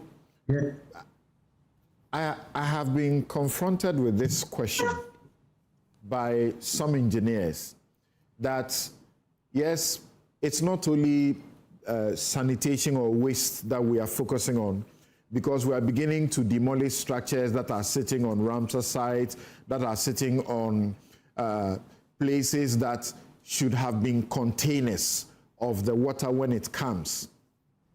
But the question I've been asked is, when we do the demolition of those structures, and we have set a military man to help us go around to demolish some of these structures, whether that will happen or not is another matter. But the question is, when we demolish the structure, the concrete foundations are all there. We don't take them away. So what problem are we really solving by pulling the top of the building down? Thank you, Samson. I've just noted, I wrote a point here long ago that demolition waste is not just leaving the footing there, but the waste itself, the demolished material, or where is it taken to? Right. We have not paid attention to the management of demolition waste. And that is the main culprit that is used, the main material used to fill these waterways. If you go to my hometown, La, look at the famous La Beach across the shore. It's been filled over the years with demolition waste because we found those places cheap receptacles for such material. That is one thing that we are not thinking about. If you go to, again, the Chado area, Chado area, I tell somebody that I took a student there to conduct research on water and some environmental issues. The site, as we speak now, where we conducted research, houses a pub, a chop bar now. But is it coming back to my sister's submission? I want to move away from the engineered issues and talk about nature. We are facing these issues because we are moving away from nature. Madam, a watershed, or what you call a basin, is made up, it's just the whole area that is drained by a water body. It could be a river, but that river has tributaries, it has creeks, it has streams connected to it before emptying into wetlands, then finally into the ocean. Where are all these drainage basins? Where are they? So it's not just about building in the waterway, but then encroaching on, I'm sure we know about what floodplains too are. That when the water, especially when we have no control, absolutely no control over the volume of water pouring through by precipitation. So if it's silting, the silting tool that you will talk about in the door, it's also made up of decomposed organic material that could have been diverted from our waste stream. You said we'll talk about waste. We'll come to that later. So something, coming back to your question, the demolition should be extensive. What I'm asking for is it should be basin wide or watershed wide, because it started from a point and it started one by one. I can see your slide. Flooding is a natural disaster, but if you don't manage it well, then it becomes a problem. So coming back to your question, my answer is, if we are going to do it, we should go to the roots, not just single structures standing in waterways. And by going to the roots, what do you mean? It should be a basin wide. It should be. I've just told you that the basin or the watershed has creeks, tributaries, and whatever. All these are made or provided by nature to take care of the flood, the water that is flowing. So if you block one side, the water will find its way sooner or later. And I want to caution us that, please, we should be careful. Climate change is real. Thank you for now. All right. So, and the question is this a simple cleanup as solution, or this is an engineering solution we need that we have misdiagnosed? Okay, something I think we all agree that, this cleanup is not a solution at all, right? That is why I started off by saying that, communal work is good, for community building and ownership. But when it comes to waste management or, improving sanitation in the city, this does not solve it. You were going to 2 points. When it comes to flooding, this does not solve it. Okay. Right? So, and let me get into the flooding bits, and I think the waste management part, we can discuss that later.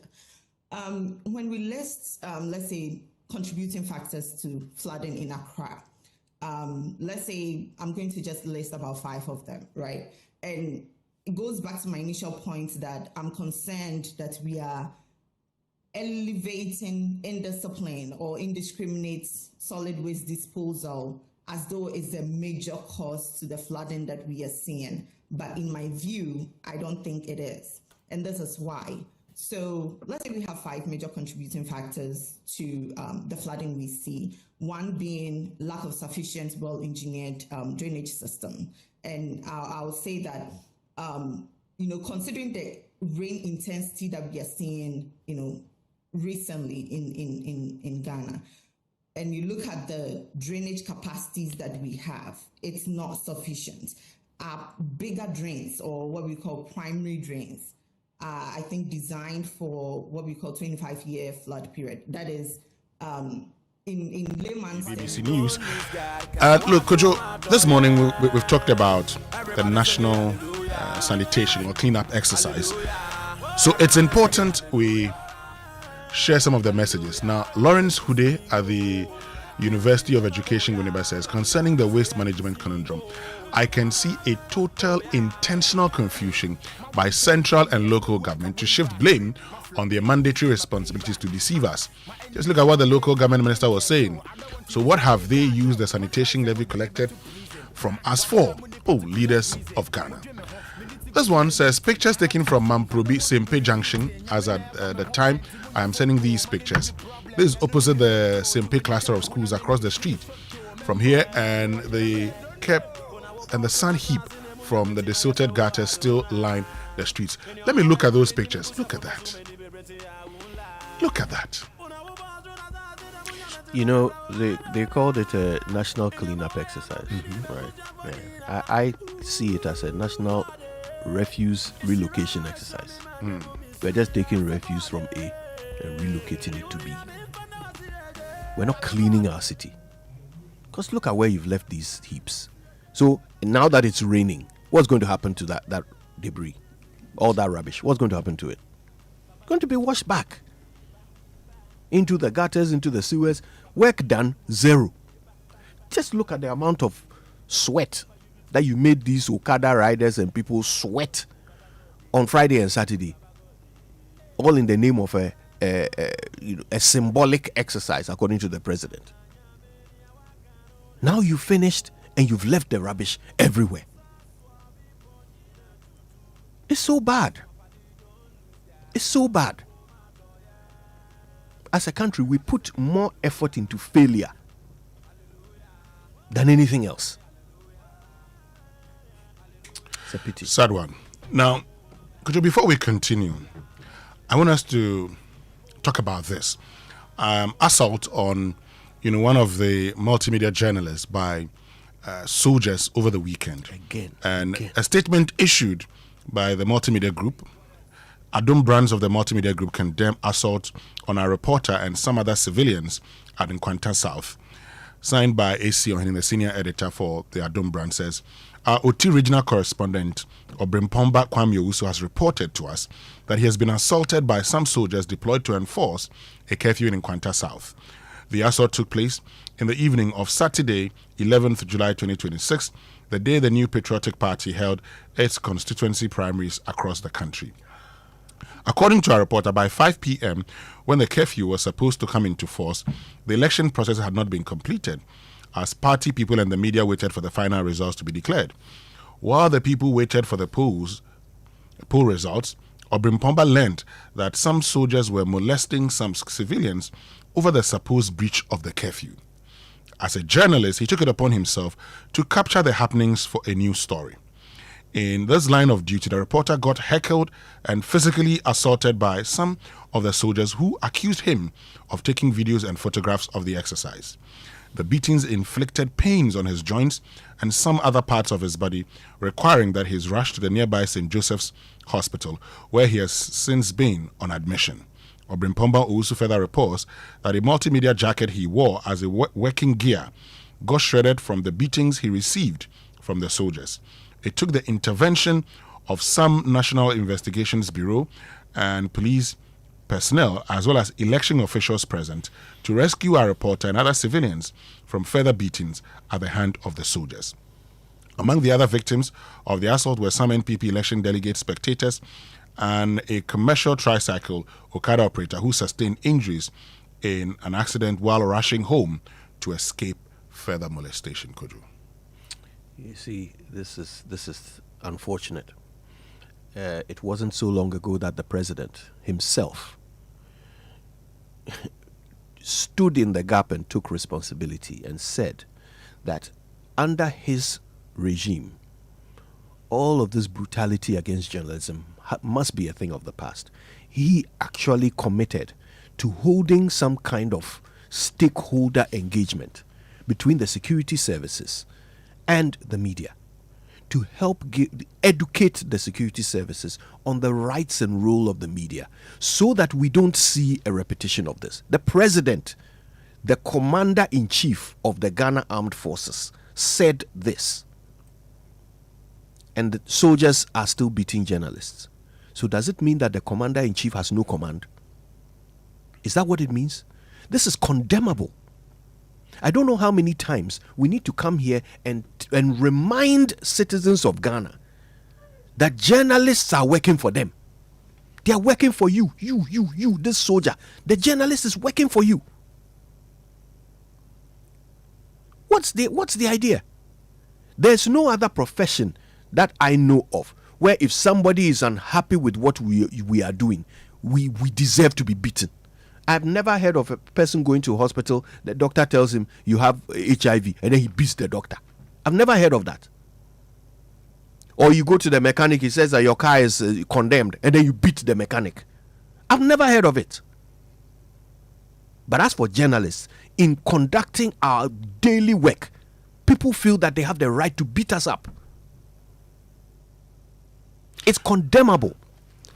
In no uncertain terms, we should condemn this, all of us as a society, unless we are not civilized. And Kojo, the Adom branch of the multimedia group, thus, we've condemned, request a thorough investigation by the military high command to publicly name and shame the perpetrators, in addition to meting out the appropriate military sanctions to them, and demands that the culprits be surcharged with all the hospital bills arising from the treatment of the reporter and other victims. And you make the point.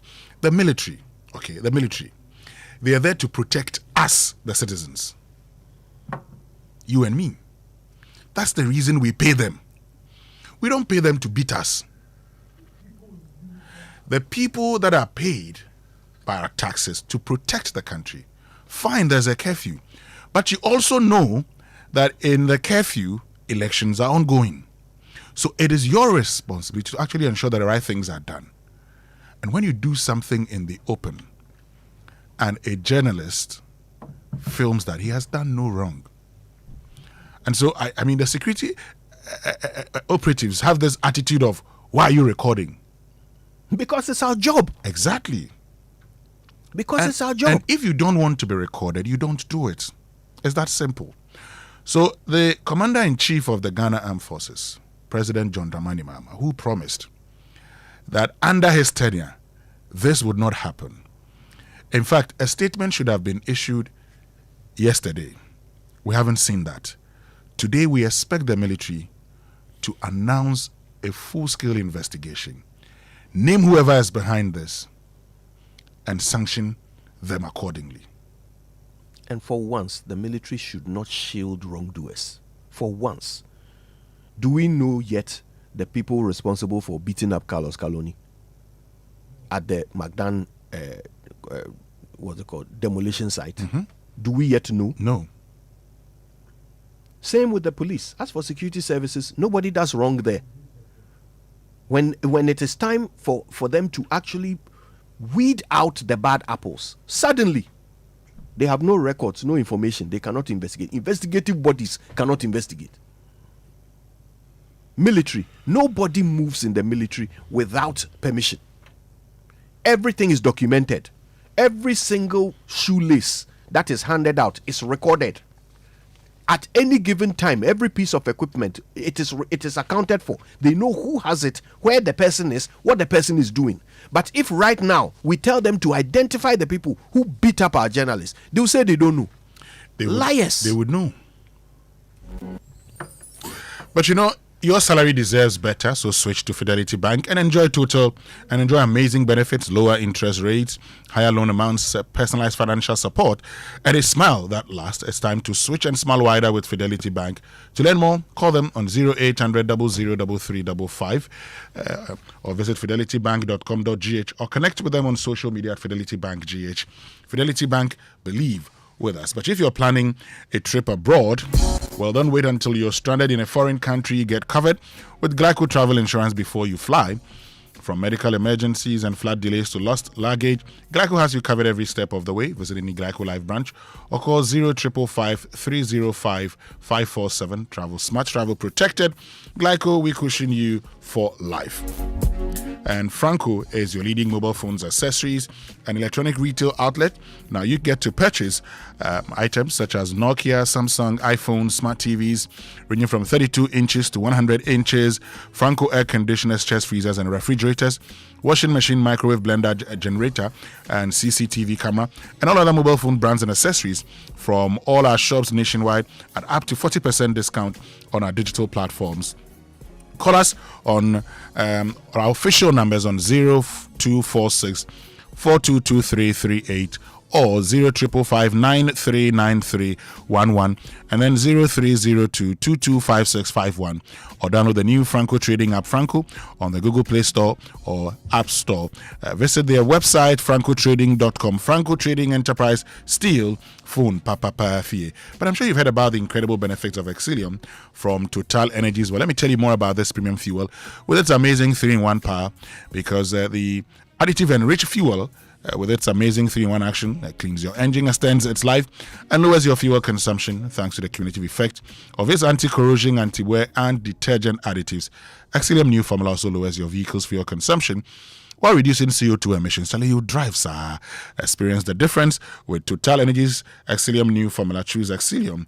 Choose quality. But Kojo, I'm sure you know why children leave home very neat and return looking so different. Well, if you don't know, let's tell you. Non-stop action, okay? All the learning and sports burn energy. So those sweat stains, torn uniforms, and dirty shoes, they show that your kid has been very active, and that's why they need nourishment and energy at breakfast. So give them the nutritious Milo every day. Milo contains vitamin D that support energy release to help their daily performance. Milo, energy to go further, and this is FDA approved. But from now to the end of October 2026, Well, Bank of Africa, okay, is back, and they are offering you the short-term quick loan, okay, at very, very low, slim rates, okay. Now, they understand you have urgent needs to sort out, and that's why they give you that quick turnaround time. So whether it's school fees, car maintenance, or that much deserved family vacation, Bank of Africa will sort you out fast. Visit the nearest branch or chat Fafa at boaghana.com to sign up. You may also want to WhatsApp them on 0244 3382226 for inquiries. Sometimes all you need is a quick fix. Bank of Africa, strong as a group, as close as a partner, and your security starts with you. If you don't share it, they can't have it. Shine your eye. And this is a fraud alert by Bank of Africa in partnership with the Ghana Association of Banks. But let me introduce you to Ghana's leading photocopier leasing company. Why buy a multifunctional photocopier when you can lease and pay as you copy and print, or design your own payment plan? Lease an A4, A3 heavy-duty MFP with sorter, stapler, and finisher, production machine with sorter, stapler, finisher, and enjoy free toners or cartridges, free repairs, free maintenance, centralized monitoring of all staff, and nationwide coverage. Forget about the unnecessary expensive gimmicks and save yourself over 60% of the cost. Join the hundreds of satisfied customers across every sector and all the 16 regions and lease an MFP from us. Visit valexlease.com, VALLEX lease.com, or call us on 0244 644 048 or 0535 208 661 and then 0208 603 312. Remember, Valex Lease is a wholly owned Ghanaian company. Terms and conditions apply. Valex Lease, affordable document management solutions. But Charlie, with all the rains that we're experiencing lately, getting, to bus stations can be stressful. Flooded roads, long queues, and the uncertainty of travel can make an already difficult journey even harder. And that's why more travelers are choosing Oya Bus Ride, the app that puts you in control of your intercity travel. With the Oya Bus Ride, you can book your trip from your phone, choose your preferred seat, select your pickup location, track your journey, and even monitor driver behavior for added peace of mind. No station stress, no unnecessary hassle, just convenient travel designed around you. Now, the pilot route currently operates between Accra and Kumasi, and with the Oya Bus Ride, you can choose the route that works best for you. Download the Oya Bus Ride app today on Google Play Store or on the App Store and discover why your journey should begin on your phone. Oya Bus Ride, no giddy giddy. Oya, let's go. But Ghana, let's talk water tanks. And I'm sure by now you know the secret to real water storage, okay? Now, if your water tank doesn't have the tortoise on it, then you know that is not the correct tank, because the tortoise tank, Syntex tank, is a champion of water tanks. Strong, durable, and built to handle our Ghanaian weather. Rain or shine, Syntex tank has your back. So my people, go outside, check your tank, and if it doesn't have the tortoise on it, then you know it's time to upgrade. Join the Syntex family today and enjoy water storage that's tough like a tortoise. Call 0244 335 168 to buy now. Find one of our 400 agents nationwide. You can also shop online at syntexgh.com. Syntex tank, are you strong? Are you tough? But the recent floods have left many families counting their losses, damaged homes, flooded vehicles, and disrupted businesses. But for Mansa, while the damage was real, there was one less thing to worry about. She had the right insurance cover with Enterprise Insurance. They say Entowa da. But Enterprise Insurance is changing the narrative. We say Etowa da. If it happens, chill, because we've got you covered. Don't wait for the unexpected to catch you off guard. Secure your home, car, travel, and business today with our innovative insurance solutions. Enterprise Insurance, your advantage. But it's 2026, and I have a simple question for you. Kojo will say, first one for the day. Why are you still driving across town, letting annoying security men tell you where to park, and joining a queue at the banking hall just to do something that takes 2 minutes on your phone? Okay, so I said what I said. The CalBank app does everything, and I mean everything. Send money in seconds, pay all your bills, buy airtime, check your balance, all in one place, right from your phone at any time of the day or night. No queue, no waiting, no stress. And here's what I love most. It is fast, completely secured, and it just fits into your life without even thinking about it. Waiting for your food order, handle your transfer, or your lunch break to pay your bills. The CalBank app genuinely fits into the gaps within your day. So do yourself a real favor, okay? Download the CalBank app today on the App Store or the Google Play Store and see what simplified banking actually feels like. CalBank, forward together. Stay with us. We'll return with sports, birthday messages, and food for thought here on the Super Morning Show. We'll be right back. Flood or rain that has flood that has 25% chance of happening, right? But when you look at the intensity of the rain we are having, we need to rethink our drainage system and be considering 100-year flood, which is, designing for systems that have the capacity to handle flood that has 1% chance of happening, and many cities are adopting this engineering principle. The second point is increased runoff. So in stormwater management, the first thing you really want to do is to reduce runoff. Runoff is, all the rain that is flowing through the cities, right? That is has speed and volume. You want to reduce that runoff. Currently, we have a lot of developments that are all tiled, concrete, and really increase this runoff. So it's intensifying the floods. And then we have lack of enforcement in protecting our wetlands, right? So which people term as building in waterways, but I prefer to call it lack of enforcement in protecting our wetlands, right? And then lack of detention ponds. Then we come to choked drainage. So out of this 5, let's say each of them is even contributing 20% each. When we come to choked drainage, something, if you pay careful attention to the drains that we have and what is choking it, you realize that it is silt primarily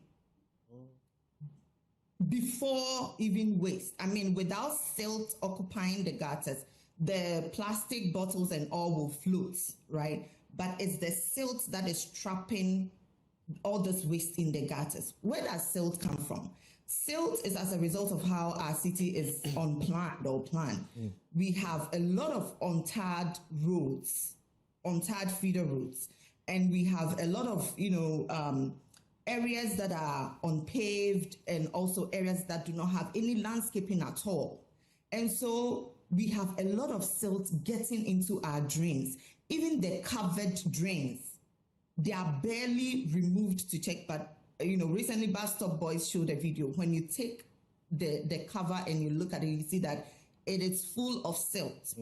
So and so when you look at what is choking our drainage, and the primary thing there is silt, and then the second is, let's say, waste, right? Why are we so much focused on blaming the citizens about our choked gutters being with waste when the main thing is silt?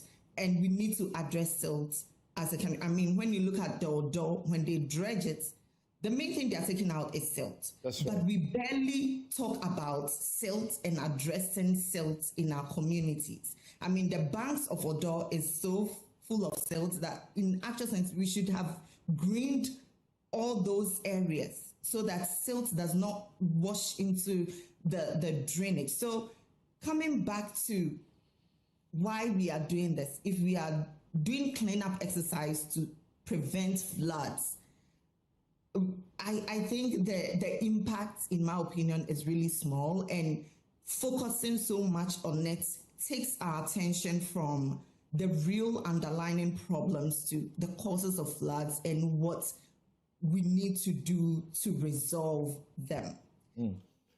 So that is my main concern. Right. That is one of my major concerns with the cleanup. And the second is being the waste management, which I think we can come back later unless you want me to continue. That is also fine with. Yes, Dr. Amoah.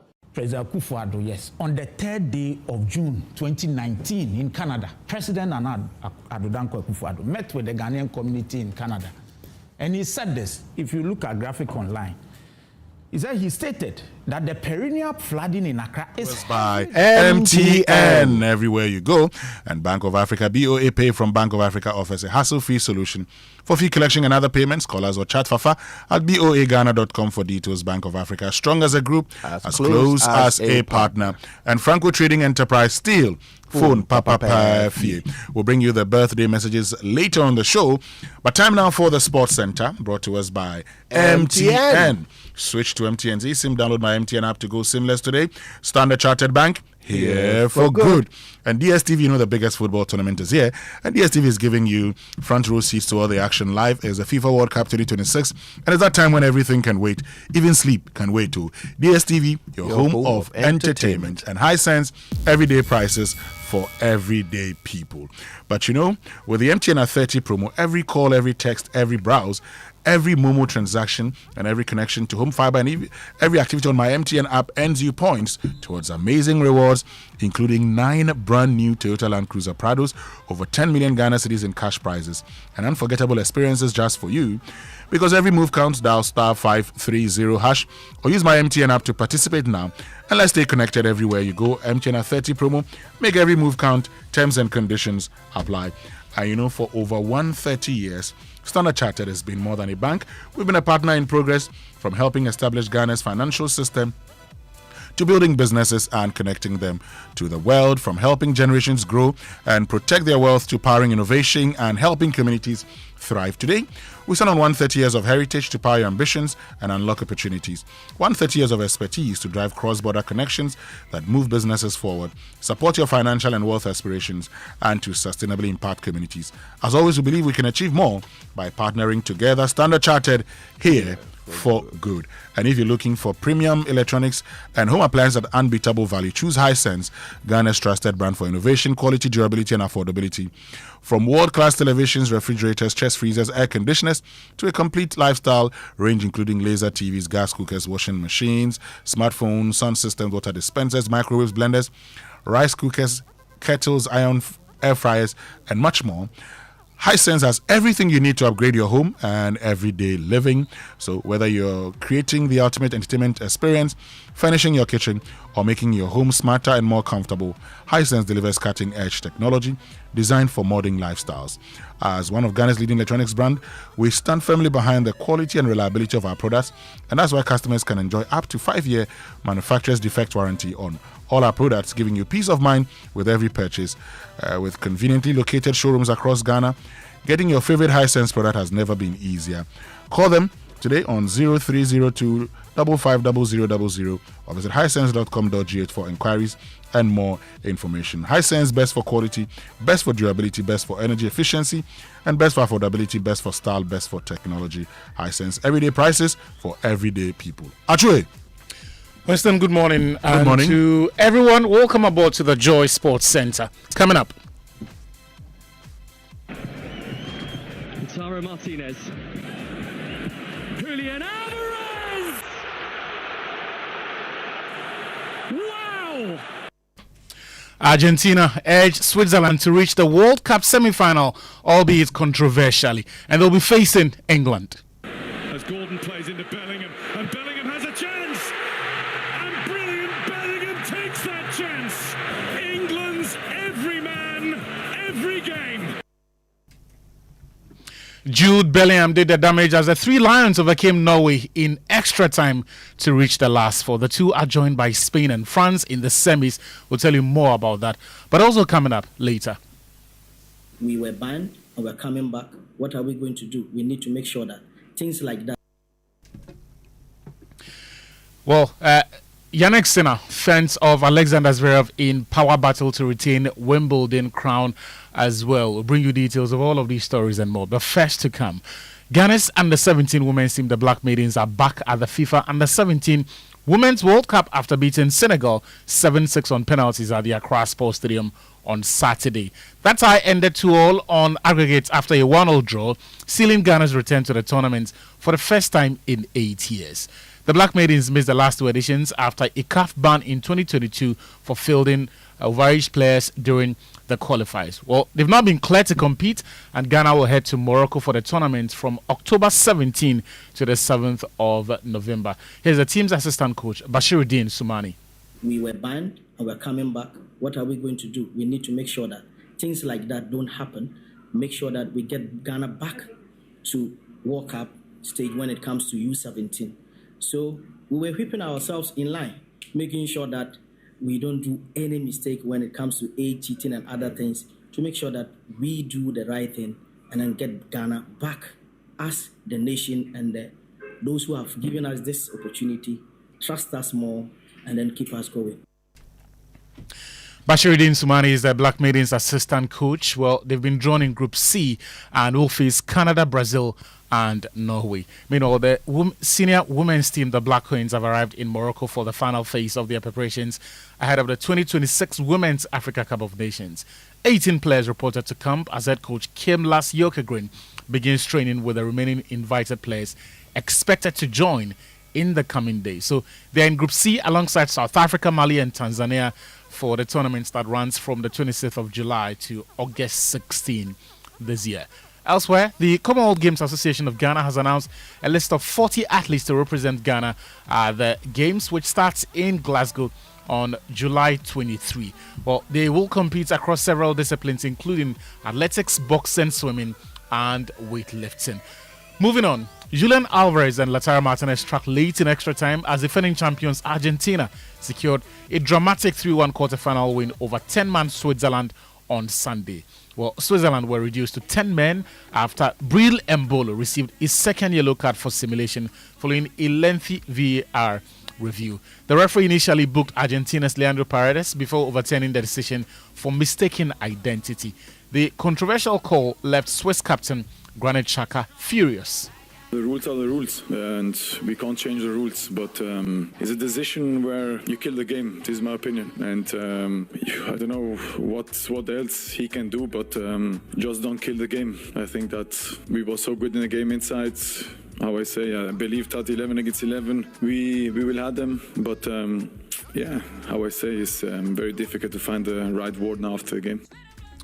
In the other quarter-final game, Jude Bellingham scored twice, including the extra-time winner as England edged Norway by 2-1 at Miami Stadium on Saturday to reach the World Cup semi-final. The match also sparked controversy after Norway claimed England regained possession for the leveller from a clearance that struck the aerial cable supporting a camera. FIFA, however, said the ball's sensor recorded no irregularity and as a result could not check it via VAR. So despite the win, England boss Thomas Tuchel was unhappy with the performance of his team. We made life very, very difficult for ourselves today.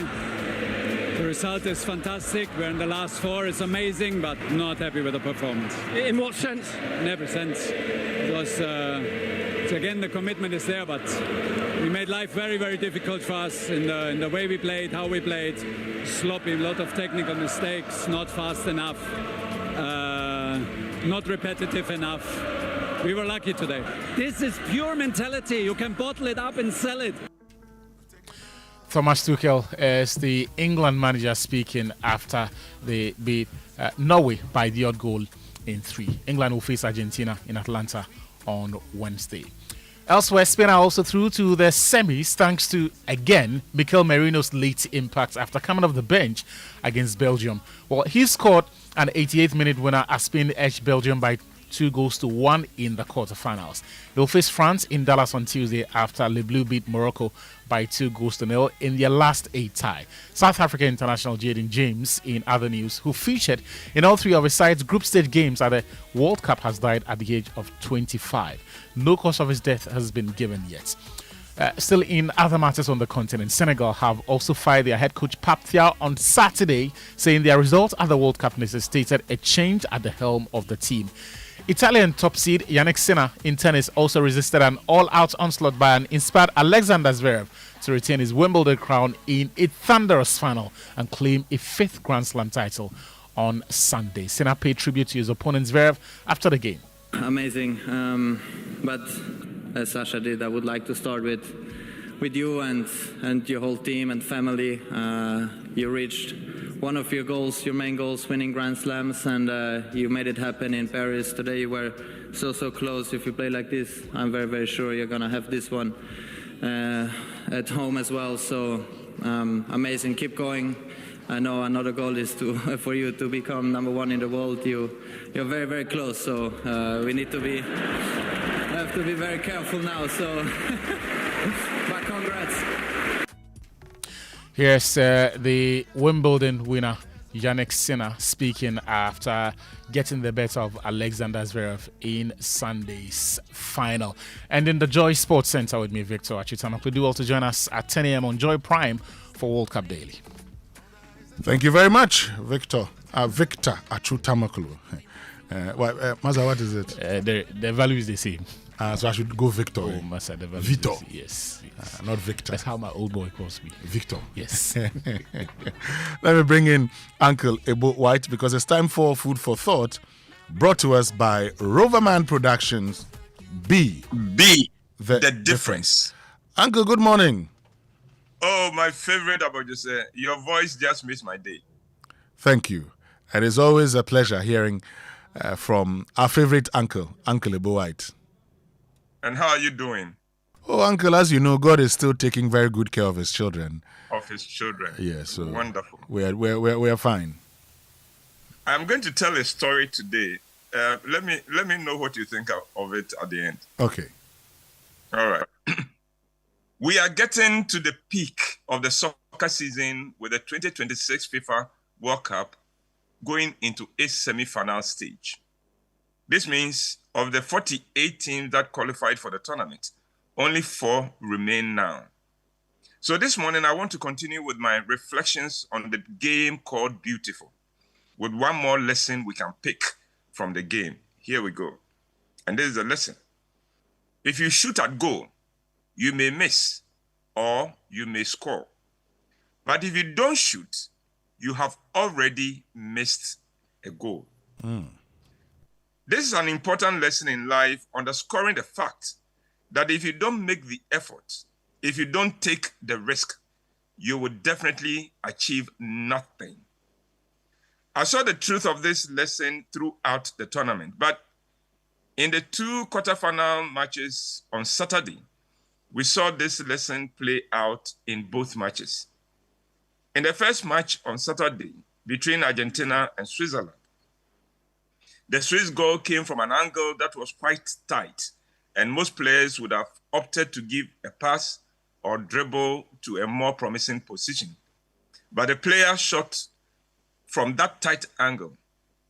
No wonder it beat the Argentine goalkeeper, who I am sure was not expecting the player to take the risk of shooting at goal.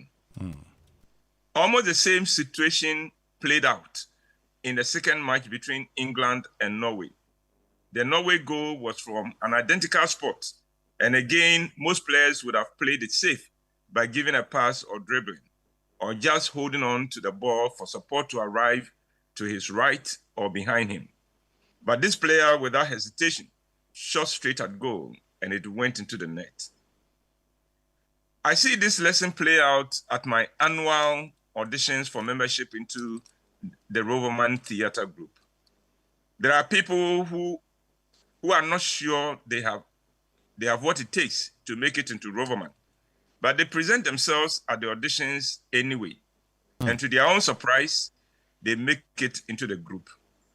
Then there are others who have better credentials and would easily have been admitted into the group, but who never present themselves at the audition, and so they do not get in, even though they would love to be part. So remember the lesson. If you shoot at goal, you may miss or you may score. But if you don't shoot, you have already missed. The first time I saw this lesson play out, I was only a boy of 10 at South Centreso. At the time, I did not know what I had just witnessed. I did not understand it. You see, in those days, there were what we called the big boys at South Centreso. They were the young men in their late teens and in their 20s, in their early 20s, who were either in secondary school or working at Suami Magazine or Kumasi Brewery or trading at a Doom. Most of the big boys at South in those days wasted no time to chase any girl who came to live at South Centreso, no matter how brief her stay. But whoever made the approach and was bounced was in trouble. He will be teased incessantly till he left South for a period. Oh. Yes, then one long vac, a very attractive girl was shipped from Accra to her grandmother, who lived alone by herself at South Centreso for the 3-month vacation. News of her beauty, and she was beautiful, spread very quickly through South and North Centreso and Bantama and Kwadaso estates. The competition was on for who would make the first move and who would win her. The stakes were very high because this was an Accra girl. Winston, we had special respect for boys and girls from Accra in those days, since most of us had never been to Accra before. Oh, okay. The big boys started watching her quietly, each assessing their chances. But this was an Accra girl. She carried herself with confidence and sophistication that the Kumasi boys were not used to seeing in a girl. They were intimidated. By the end of the first week, the big boys had concluded that none of them had what it took to make the approach. They were all afraid of being turned down, and so none of them had even tried. All except one. His name was Yao Boy. Among the big boys, he was regarded as the least promising among them. Oh.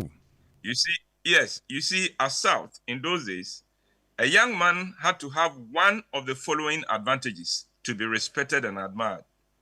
1, he had to be good looking. 2, he had to come from a rich home. And 3, he had to be good at soccer. Oh, okay. Your boy had none of these advantages. And so he was treated with scorn by most of the big boys, but he did not care. He was not good at soccer, but he would turn up to play and have fun anyway. He was not good looking, but he was also not self-conscious. Now, after the week, when none of the top big boys had made his move, Yao was with them at their usual spots at the junction where E-line, C-line, and G-line met. Oh, okay. When the Accra girl and her grandmother passed for the evening mass, the old lady never missed mass. All the big boys talked of how much they would love to win her and how they were sure they would be bounced. Then out of the blue, Yao declared to all of them that he would win the girl. You can imagine the mockery with which his declaration was met. They were upset that Yao, of all people, would dare fancy himself winning the hand of the angel from Accra. They almost beat him up and they drove him away from their midst. 2 days later, at about mid-morning, the big boys were hanging around their usual spot when they saw Yao wearing his best dress. Yao, where are you going? They asked. I'm visiting the Accra girl. I'm taking her out today. Hey. Yao said. The big boys almost slapped him, but he had no time to argue with them. He walked past them. From where the boys were hanging out, they could see all the way to the girl's grandmother's house at C-line. And they watched as he entered the house. They were sure he would be sent back in shame. And they planned what they were going to do to him when he came back empty. Yao was in the house for about 30 minutes. And when he came out, he had the girl with him. Hey. And with their mouths agape, the big boys watched as Yao stopped a taxi, sat with the girl at the back seat, and the taxi drove them into town. What had happened was that the girl was bored to death in the week she had been in Kumasi. Oh, okay. Winston, she was a party girl in Accra. In fact, that is why her parents had shipped her to Kumasi. Oh, okay. To go ahead now. But in Kumasi, the only person she knew was her grandmother, who left her at home for the market at 6 a.m. and returned at 5 p.m. Wow. This lively Accra girl was starving for company, and Yao became her knight in shining armor. Wow. Remember the lesson? If you shoot at goal, you may miss or you may score. But if you don't shoot, you have already missed. Yes. In basketball, they put it this way. You miss 100% of the shots you don't take. And Winston, that is my presentation for this morning. Wow, this is indeed food for thought. You know, the fact that if you try, or if you take that chance, you either would win or lose. Yes. But if you don't try at all, you have lost. You've lost. The conversation is not about winning or losing. You've already lost. You have removed the option of the possibility or probability of winning. Exactly. You've lost. So your boy succeeded where others could not. Oh, he got a girl to the envy of everybody at South Central, North Central, Kwadaso, Kwadaso Estates, Bantama. Wow. I like that. The stone the builders rejected. Became the cornerstone. Because all the boys who were scared to move, maybe if they had tried, they'd be successful. Unfortunately, they did not. But this is food for thought, Uncle. Thank you very, very much for joining us this morning. We're grateful to you. Who are you expecting to win? The quarter? No. Who are you expecting to see in the finals? I expect France and England to be in the final. Wow. And I say I expect France and England because, Uncle, the press in England is something else. Look, before the game against Argentina, the stories they will do, if anybody makes a mistake and does anything against England, oh, we are finished. So, against England, you dare not. You dare not mess up. Yes, but you know, England also has a good coach in Thomas Tuchel, who could be pragmatic. You know, he can actually contain Argentina at some point and use the excellence of Harry Kane and Jude Bellingham to cause havoc. You know. But if Messi has his day, then that is it. If Messi, we may have a repeat. We may have the repeat of the last finals. That is if France also beats Spain, because Spain beat France in the semi-finals of Euro 2024. So while we expect France to beat Spain, Spain can also beat France. So let's see how it goes. You know, after all, they would all try, and whoever tries would win. Yeah. And isn't it sad that we in Ghana, all we can do is talk about other teams? Yeah, so Uncle, that's the problem. One day, maybe in my lifetime, Ghana will be in the finals too. Uncle, maybe in my lifetime. I like how you say maybe in your lifetime. But Uncle, we'll leave it here. If I can borrow the words of David Max Fugger. He says he's in the waiting room. We'll leave it here. Thank you very, very much, Uncle White, for joining us with Food for Thought, which means we can bring you the Business Minute, brought to us by Anointed Engineering Services, the generator experts. Good morning and welcome to the Joy Business Minute, brought to you by Anointed Electricals, the generator experts. The Bank of Ghana is warning that commodity price volatility and geopolitical tensions remain the biggest threat to the economy, despite the recent gains. And economist Dr. Duo Susakwadie fears rising crude oil prices could come with some immediate shocks for the economy, defeating projections of inflation rate slowing down and a possible cut in the policy rate. And the Agri Minister Ekopoko is insisting Ghana's improved food security situation can be attributed to prudent measures implemented by government. And that's all for the Joy Business Minute, brought to you by Anointed Electricals, the generator experts.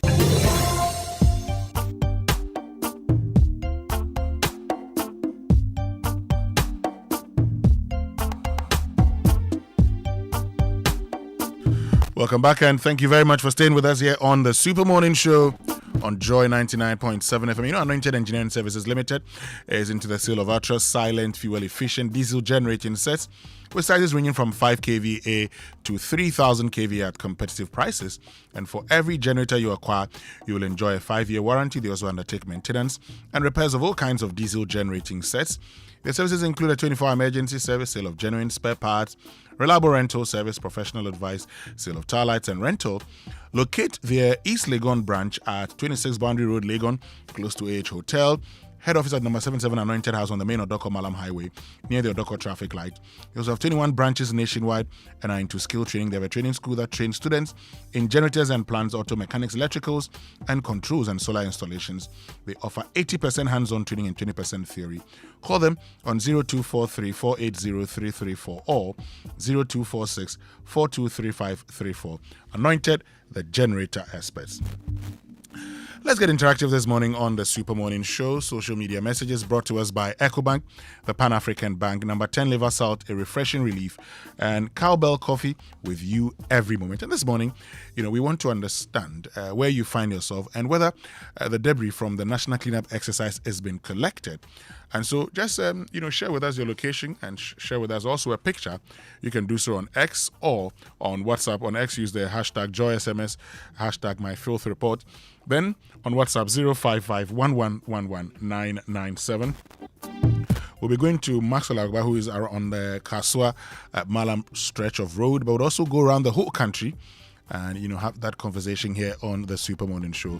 But you know how money really moves in Ghana? Because at EcoBank, we know it doesn't move only on payday. It moves every day, connecting Ghanaians with their families, communities, and businesses. Is there time sent to a sister, transport money for daddy, support for a cousin's education, and contribution towards a family funeral, and a helping hand when it matters most?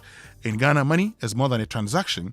It is people supporting people, families helping families, and communities moving forward together. And that's why there's EcoBank, a bank built for the way Ghanaians and Africans move money, with one seamless banking experience across 34 African countries. EcoBank Digital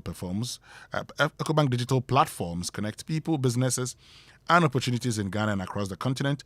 Pay bills, transfer money, access ATM services, and manage your finances anytime, anywhere with the EcoBank mobile app, USSD *770# EcoBank online, and EcoBank ATMs nationwide. EcoBank, the Pan-African Bank.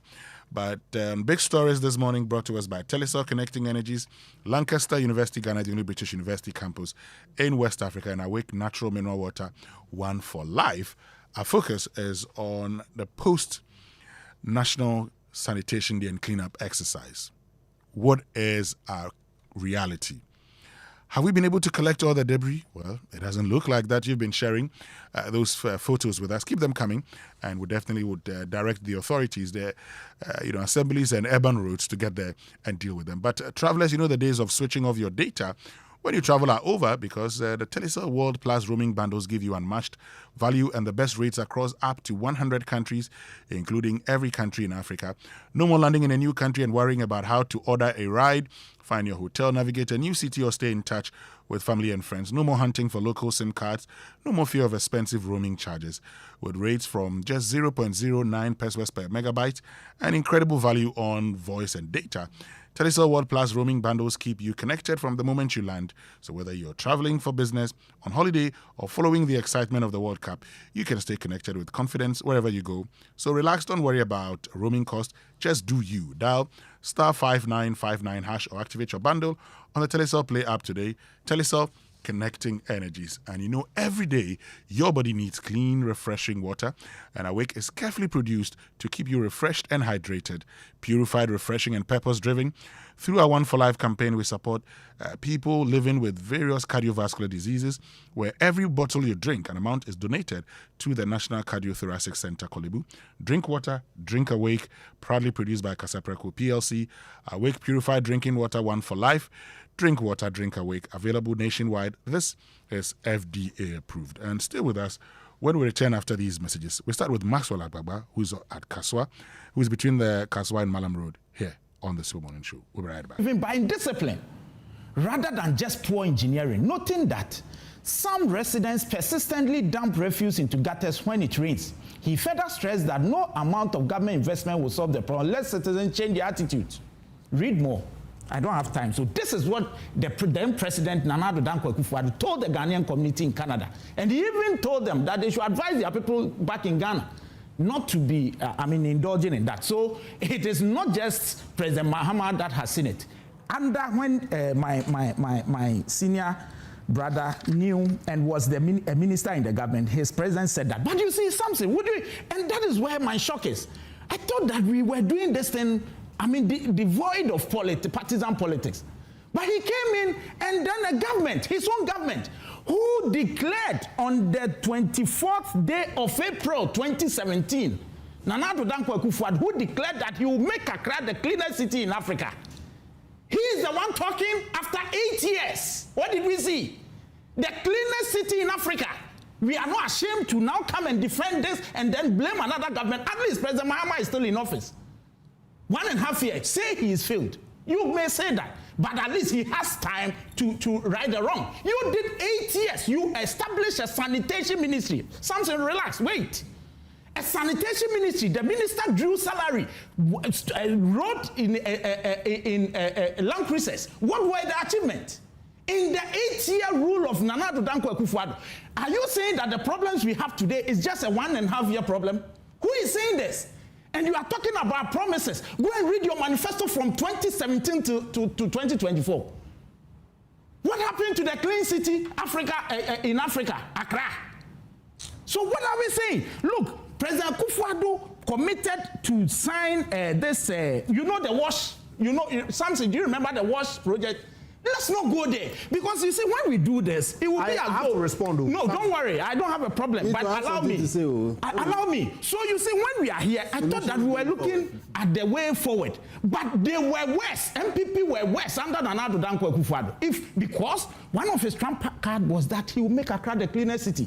At the time he was leaving off. That is why after he made mention of that on the 24th day of April 2017, and he realized that the thing is not as easy as he thought. He went on to Canada long before Jacob Echebilamte. Thank you. I didn't even want to. I remember giving the same responsibility. I remember. So something, it is a problem of all of us. But if you come and then you decide to take, I don't have a problem if you say that. But that is what we started. And we all admitted, I sat here and said that it's a problem for all of us and with all of us. But if you come and then you now want to pontificate as though His Excellency Nana Addo was any better, he was worse, in fact, because he declared that he will make it. And I'm asking you have been around for a long time. You remember the WASH project? Yes. The 1.7 billion, what happened to it? It's a mess. What happened to it? I didn't see anything. So you see, you don't come today and then make it as though you did something better. You were worse. You were terribly worse. All right. No, it's important that I respond. You see, you can say all that you want. I'm saying that at the time in May 2024 that President Mahama, then candidate Mahama, was making this comment before, he had been president before. He had been president before Nana Akufo-Addo. He knew the issues. He saw May 9th. He knew it. Yet, rather than at the time in 2024 attributing the problem to indiscipline. With us, so Maxwell Agbagba is leading a team of reporters across the country, and he's joining us now. They're currently at the Tuba taxi rank near the Weja toll booth. Maxwell, good morning, and thank you very much for joining us. Good morning, Winston, and thanks for having me. Great. So, Maxwell, you've been going around that area. You're checking post the National Sanitation and Cleanup Day. What's the current situation, where you've been so far, and currently where you are? Yeah. So, Winston, I'm with a team at the Tuba taxi rank, like you rightly mentioned, and this is near the Weja toll booths. Where we've been speaking with drivers and commuters to find out their impressions of the cleanup exercise this weekend and whether they have noticed any visible improvements in sanitation and drainage in the area. Now, although we have been to quite a number of areas, we are here because these taxi drivers travel to different parts of the city every day. So they have been to places we may not have visited. So we are relying on their independent assessments as well of the cleanup exercise and whether they have observed any noticeable improvements in sanitation across the areas they serve. Now, before here, though, together with the team, we visited communities including La Paz, Awoshi, Malam Junction, Weja, Kaswa, and its surrounding areas. And there is a noticeable difference compared to what existed previously. Many of these communities are visibly cleaner than they were before. In areas like Alajo and the Odo drain, we saw a significant flow of the drains compared to before. At the Kaneshie market too, sanitation appears to have improved. Now, along the Weja stretch, for example, some parts of the overgrown medians have been cleared. In several communities, we've visited drains that were previously choked are now allowing water to flow freely. At Malam Junction, for instance, the drains have been desilted, although heaps of silt remain along parts of the roadside. Collection is ongoing. Now, around the Weja toll booth, particularly in sections that were prone to flooding, we observe security personnel supervising local youth as they open up some of the blocked drains. Now, those drains are flowing freely. However, our observations also show that some areas still require urgent attention. Now, parts of the N1 highway, one of the busiest corridors in the country, remain littered with plastic waste along the shoulders of the road. Now, we noticed similar conditions on other roads as well. In some communities, the cleanup has been carried out, but the waste has not yet been collected, leaving heaps of rubbish piled beside drains awaiting removal. One location that particularly Winston needs attention is the area beneath the bridge leading to the West Hills Mall area. We believe that the district assembly responsible for that area should prioritize thorough cleanup there. Similarly, sections of the N1 highway required some cleaning. So overall, the team is impressed with what we have seen so far. The impact of the cleanup exercise is evident, and many communities are cleaner than they were before. Nevertheless, Winston, some areas still need greater attention, particularly in ensuring that collected waste is promptly removed. But let me speak to some of the taxi drivers here at the Tuba taxi rank for their own independent assessment of the cleanup exercise. Chief, your friend Maxwell, your friend saying, okay, he's busy, so let me speak to another person. Hi, sir. Your friend, my name is Maxwell. I work with Joy FM. Yes. So we're doing an assessment of the cleanup exercise. You live here. I want to find out from you. Come again. You're going to work. Hello, Maxwell. Okay. But some places there, I don't think we did it. Okay. Yeah. Okay. Did you participate? Did you help with the cleaning exercise? In my area there, I helped, but the other areas there, I don't know. Okay. You helped. What exactly did you do? We clean up the gutters and our areas, the bushes. We weed the bushes and yeah. Okay. So is your community cleaner than before? Yeah. It is? Yes. Okay. And you're impressed? Yeah. Okay. Thank you for talking to us. Let me speak to more people. Let me speak to this taxi driver. Hello, Chief. Okay. Yeah, good morning. Morning. Maybe sir, clean up exercise now. Yeah. When I would drive you for Chrome near the other. When I would drive you for Chrome near the other. Who want to say? Oh, to me, yeah. That initiative now by the Bayano, a good initiative. And as a coming qua every end of every month, be a 1 month, be a sacking of SSE, as a mungusu, and yet the Biana Chrome, the community. Though a clean up exercise no more, a kama, but I did back where I want to say. A Jumana acquired to say Jumana and acquire cost 90 Juma, because a Jumana Yetimusa for bien Maso. The entire makers and say, as I been provided, Sa Bobo ya for no an assembly no provide this animal.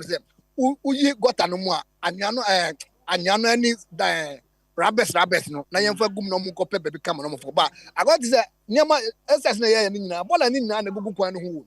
It's what us here, I mean, never sa got the same got an got okay. It's a Jumana, yeah, who say a good idea by the Baba, so we Jakra, a cost 90 Juma. I got to say, who break so who patches open assemblies no almost around now almost a almost double and all an a year figure. Mm. Yeah, Juma Saturday and Sunday. from Friday 3 days new and then Monday. But still bola no egugu kwan no.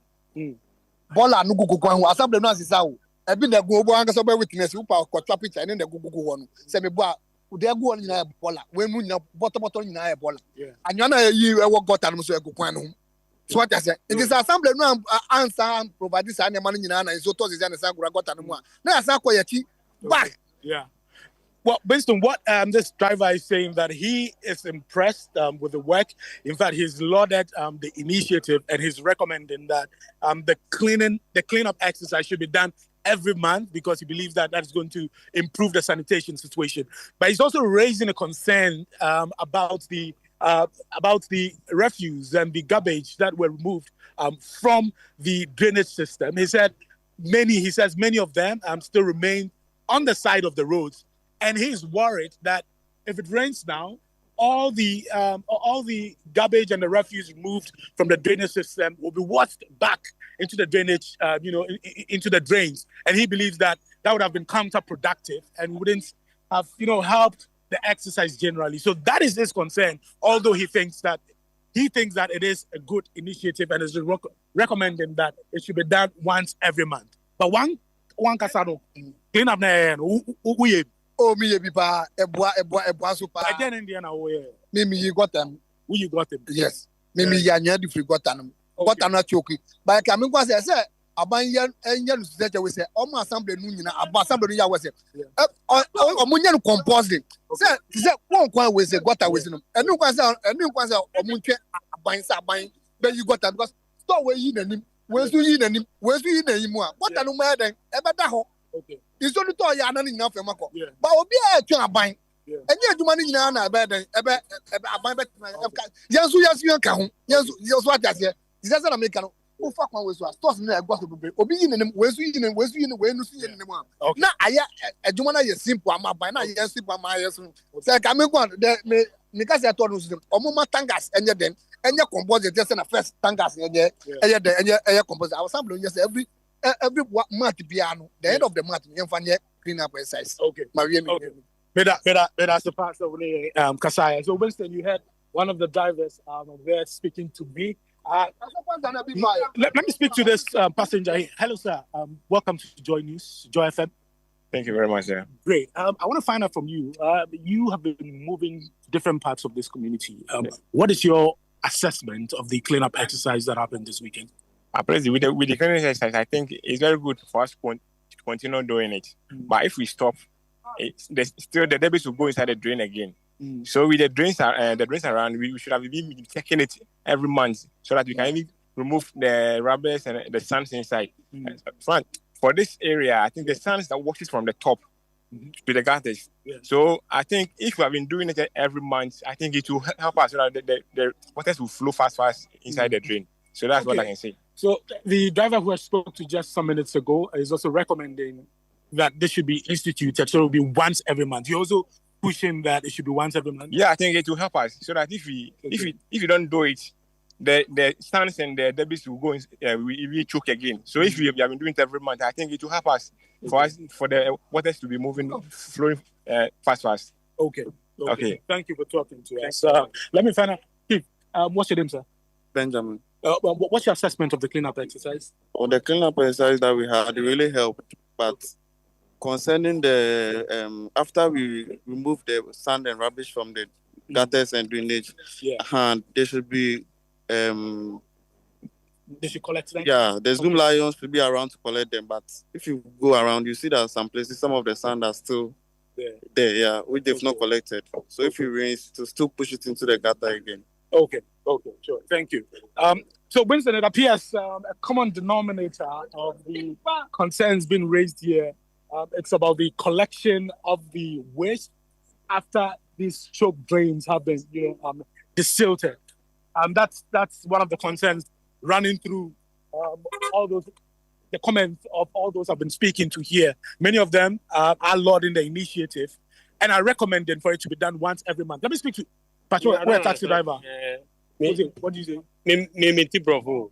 No, menstrual in country. Clean up exercise no. Who is saying? Who fuck chroma? Who is saying?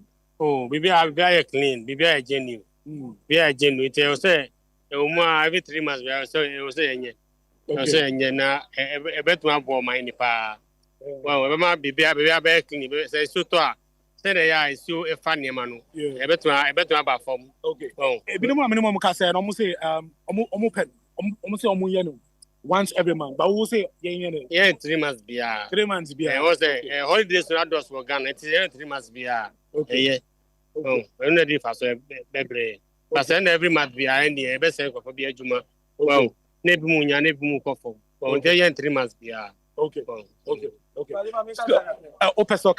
any so Winston, the gentleman who I just spoke to, he's also a taxi driver here. He's recommending for the cleaning to be done once every 3 months. Patrick Frost. Patrick from Timothy. Odum. Okay.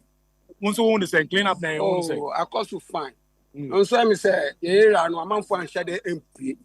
Okay. Tuba Janshi. If you are in a Kotubano, I'm for and share down Yajuma Pepia. So, never comes to 1 year Yajuma.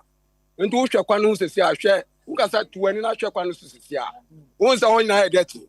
In fact, my professor, task force for no, and so what Baha, no me show, and it starts for you, our warrior Juma, got us in your choky. Says, I mean, Ucasan, Uncaso Kosha got us more, not a muma, not any, says, a Friday, no, MC and MP, the Janaquanus. Also, the way I say, all my task force, no, and Guquanus, what I share, starts for 1 year Juman, 1 year Juman, into Uncasa, when this is here. Papers in the wars is here. You need. Until once a way, so what discount, and now AMA force to be discount on channel. As only a sorcery and kaboom, Nabaku Yamba on Temnon to me got a single. And then one problem. And I want to stand second up exercise. Every month, Biano. Now, yeah, a Bama Chronomun at now, as I say, Obi or no, dear, one my does be, and see that said that's be joint to Obinum Piota. Now, or Crackapon say, that's be added, is hot into obey or the betum. Now, one thing, one set CC camera, now. Now, Obi obey this, obey the Bonnie B, and nobody do a Robert no show no be and Bano with that to more, with that to Fema. That CC camera and bet me a captano. We'll bet me there. At least, one side. Okay. May that's the pass on in Kasaya. Now, yes, Maxwell, you know, first of all, sum up what he said, and then I'll go to my question. Yeah, he was raising concerns that some of the business owners here did not participate in the cleaning exercise. So he's suggesting and recommending that the task force should be able to force people who own businesses here, to participate in the cleaning exercise. He raised concerns that although the cleaning happened, he does not see any visible improvements in the sanitation situation here. He is also recommending for dustbins to be placed at vantage points so that when people drink water, when they eat, they would know where exactly to go and drop those waste, in the dustbins. He believes that would also help, to improve the sanitation situation.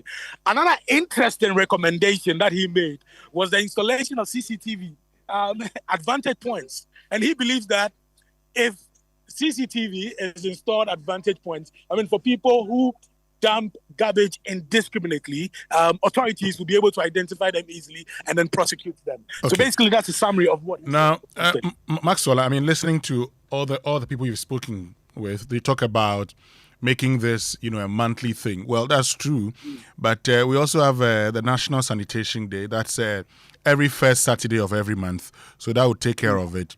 Would like to thank you at this point. We'll come back to you for more. As you move on to other parts of the capital, okay? Thank you very, very much, Maxwell Agbagba, for joining us. I want to return after these messages. We'll go to Kumasi in the Ashanti region and find out also what happened on Friday and Saturday and what the situation is this morning. And then activate the phone line so you could also join us and tell us your own experience. We'll be right back. He blamed Akufo-Addo and then went further to make promises in his manifesto that was launched in August of 2024. I shouldn't hold him to account on his manifesto. Before he blamed Akufo-Addo, what are you talking about? Before he blamed Akufo-Addo, I have read to you in 2015. I agree. He blamed him on indiscipline. Not a problem at all. So then again, it comes back to the hypocrisy. So when he is in power, when he is in power, he's in discipline. When he's in opposition, what about Akufo? Please, what are you talking about? Look, whether you like it or not. What about Akufo? MPP lost an election. You won based on this.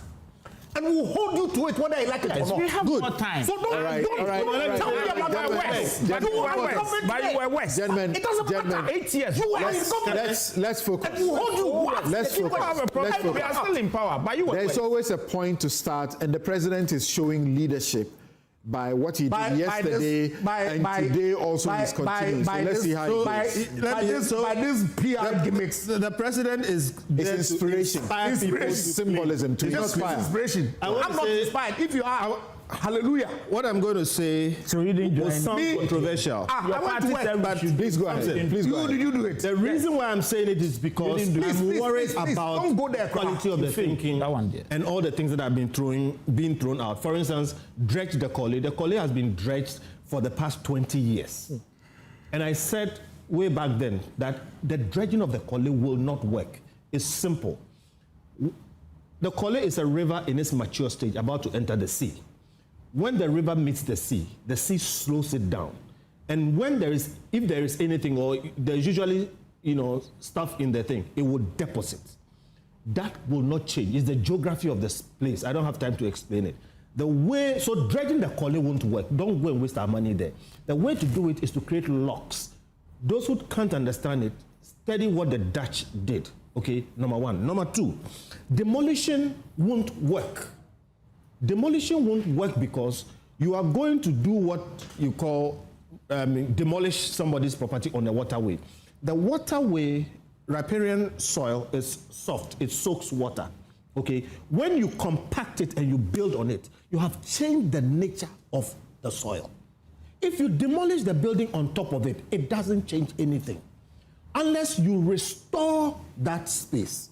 We'd never do that. Now, you can actually reclaim that land if you are prepared to engineer and make sure you create more space for the water that used to go there. Again, study what the Dutch did. If you are not sure, just Google how the Dutch tamed the sea. It's good you posted the alerts and the warning before you made a statement. Yes. But an engineer had said this to me also, that demolition is not the way to go. It's already happened. Yeah. We can re-engineer. We should re-engineer because, you see, development is never in abeyance. You would always develop. And when you develop, you come into conflict with nature. When you take off some areas of nature, you have to compensate nature. So that's what we need to do. I'm saying this because there's a lot of thinking about all these things. And again, then the politicians tend to do the easiest things. Go and demolish things, and then people will see, oh, you are doing something, they leave it there, nothing happens. So please, this is not the way. Again, it comes down to getting the right professionals and putting them to work over time. This kind of knee-jerk reactions, we do it, we leave and we go. And then, it is not excusable that after a week, you have vehicles in drains. When you have district chief executives, municipal chief executives, and all kinds of people supposedly running the city. And then it takes the president and a whole nationwide effort to go and fish these things out. Who is in charge of that? Why can't we have a situation where cleaning is done daily by people who we are paying to clean and who are supervised to clean? It takes money. They may not have the money. You think that the one responsible for the Alajo situation, the president was there yesterday, saw the situation. You think he would just sit down, watch it, knowing that the president is returning to the place again today? I think they may not have the funding to do it. You see the sanitation level we collected. Is it money? Is it not enough? 2 billion. You see how much Garrett projects. Okay, you see how much money we've spent on this thing. It's about leadership, planning, execution. Thank you. Third and German sugar factory. When I said that, look, it's going to produce propaganda, not sugar, all the way, to a number of things that we've said. But we don't say these things because we are not happy that somebody's trying something. It is not everything that should be tried. Sometimes sit down, do the planning. You are going to invest 245 million Ghana cedis. And you go and give somebody 2 chickens here, 3 chickens here, 4 chickens here. And what do you expect? So the failure was to be expected.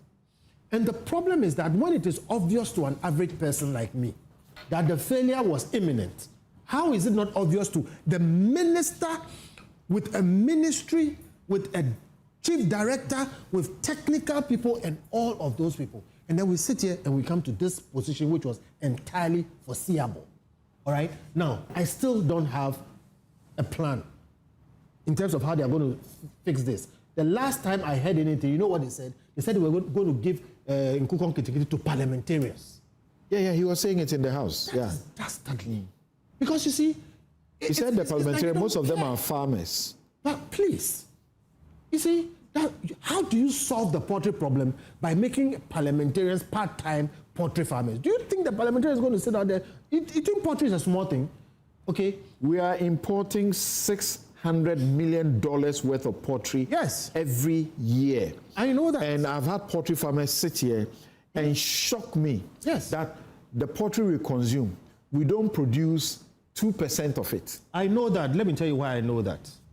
I was invited to Israel by some people who want to come to Ghana and do a $35 million poultry farm because they've read about this thing and they think they can solve it. Agrotop. They've done it in other countries. They have come to Ghana.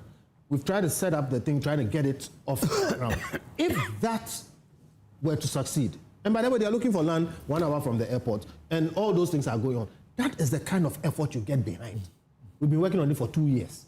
We have not made that much progress. If you have money, you look for these ones and you solve them. If you want to solve the 600 million poultry, whatever, and by the way, we've spoken to some of the biggest poultry consumers in the country, and they tell us about their own efforts. Okay? And one of them says that they are happy to support us if we can take it off the ground. My point is, like I said, you have a ministry, you have directors, you have experts, you have all these things. It should be possible for them to tell you that Nkukon Kitikiti has 0 chance of solving the poultry deficit in Ghana. Because I can say that here. The way I said Commander Sugar Factory, the way I said all the things, I'm saying this. Nkukon Kitikiti will fail.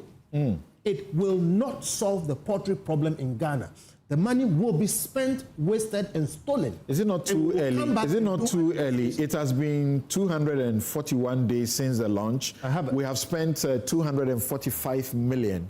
Don't you think we should wait a bit so that we would know how much it is reducing the importation problem we have and boosting local production? I can tell you as an analyst, even from day one when we complain about it, that if you look at the plan, what they're executing, it has 0 chance of success. You can't sprinkle day-old checks around the zero pa. Mark today, and I'll tell you exactly what will happen. They will come back and the money will be spent, wasted, and stolen. We will not have the poultry problem solved. They will tell us long stories about why it failed, and then we'll have investigations about who stole the money. We've seen it with SADA, we've seen it with everything else. What they should do is get serious people to go in, produce poultry on an industrial scale, and sell. Let me talk to the Chief Executive Officer of the Greater Accra. Such a bold, good initiative, very easy to think about to begin to resolve our poultry problems.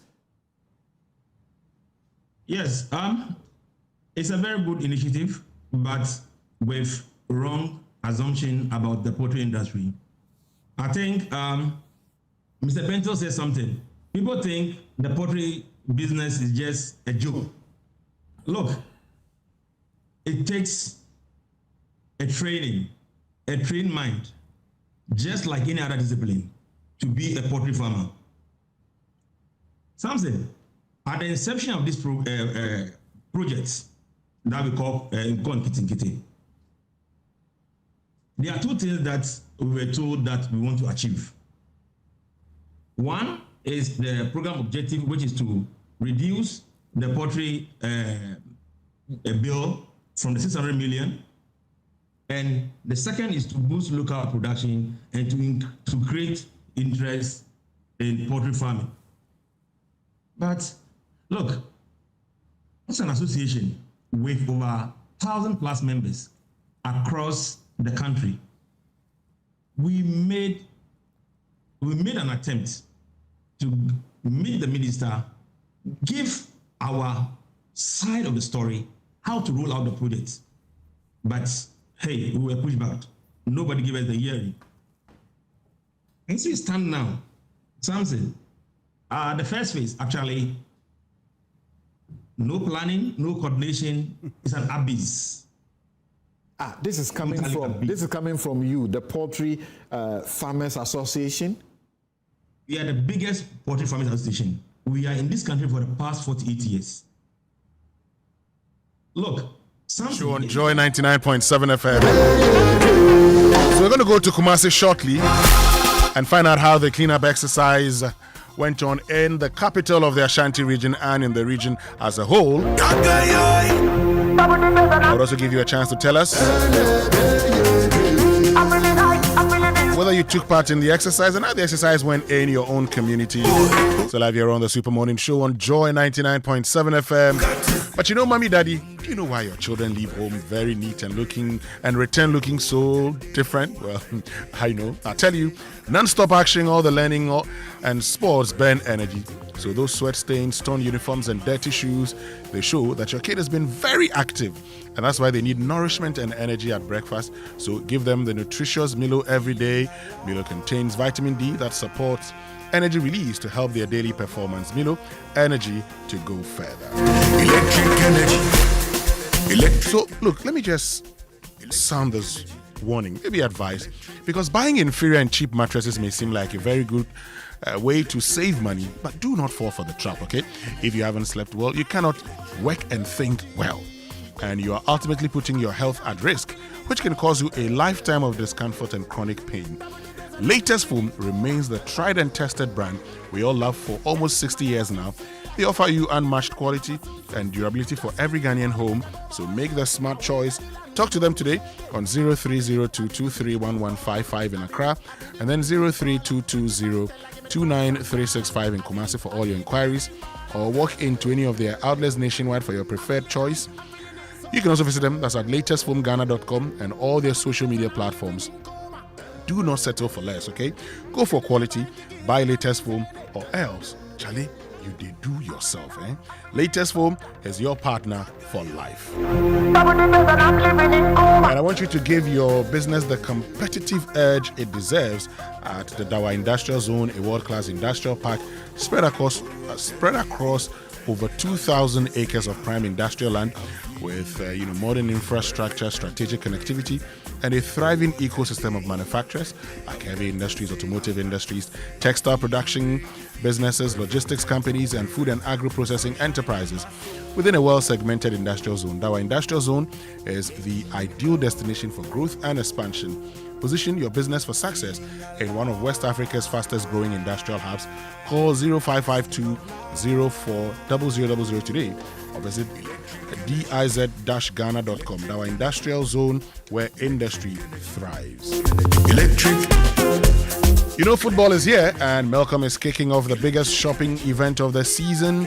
From now till the 19th of July 2026, every purchase of 800 Ghana cedis or more gives you the chance to score big every week, win amazing prizes including 3 cars, 5 giant 98-inch televisions, and 4 Samsung Galaxy Fold 7 smartphones, 4 Akai SBS refrigerators, 10 LG soundbars, plus 40,000 worth of Melcom gift vouchers. Shop, score, win. Whether you're buying groceries, electronics appliances, furniture, fashion, or household essentials, every qualifying purchase brings you closer to victory. Visit any Melcom store nationwide today. Spend 800 cedis or more and enter the draw, because at Melcom, every deal is a goal. Melcom, where Ghana shops, T's and C's apply. You probably noticed that the lights go off when you least expect it, and plans are interrupted, businesses forced to pause, and homes left in the dark at inconvenient times, right? Well, Translight Solar is here to help you. With Translight Solar, you enjoy consistent, reliable power every single day. No interruptions, no surprises. Our smart solar solutions are designed to keep your lights on, your appliances running, and your operations moving while helping you cut down electricity costs. We're offering exclusive installation discounts starting at 34,000 cedis only, with flexible payment options. Call 0242 438 746 or 0256 040838 or visit translightsolar.com. Translight Solar, reliable power, total peace of mind. Give me the money, make I go my holiday. We got the land, we go do shade. I be the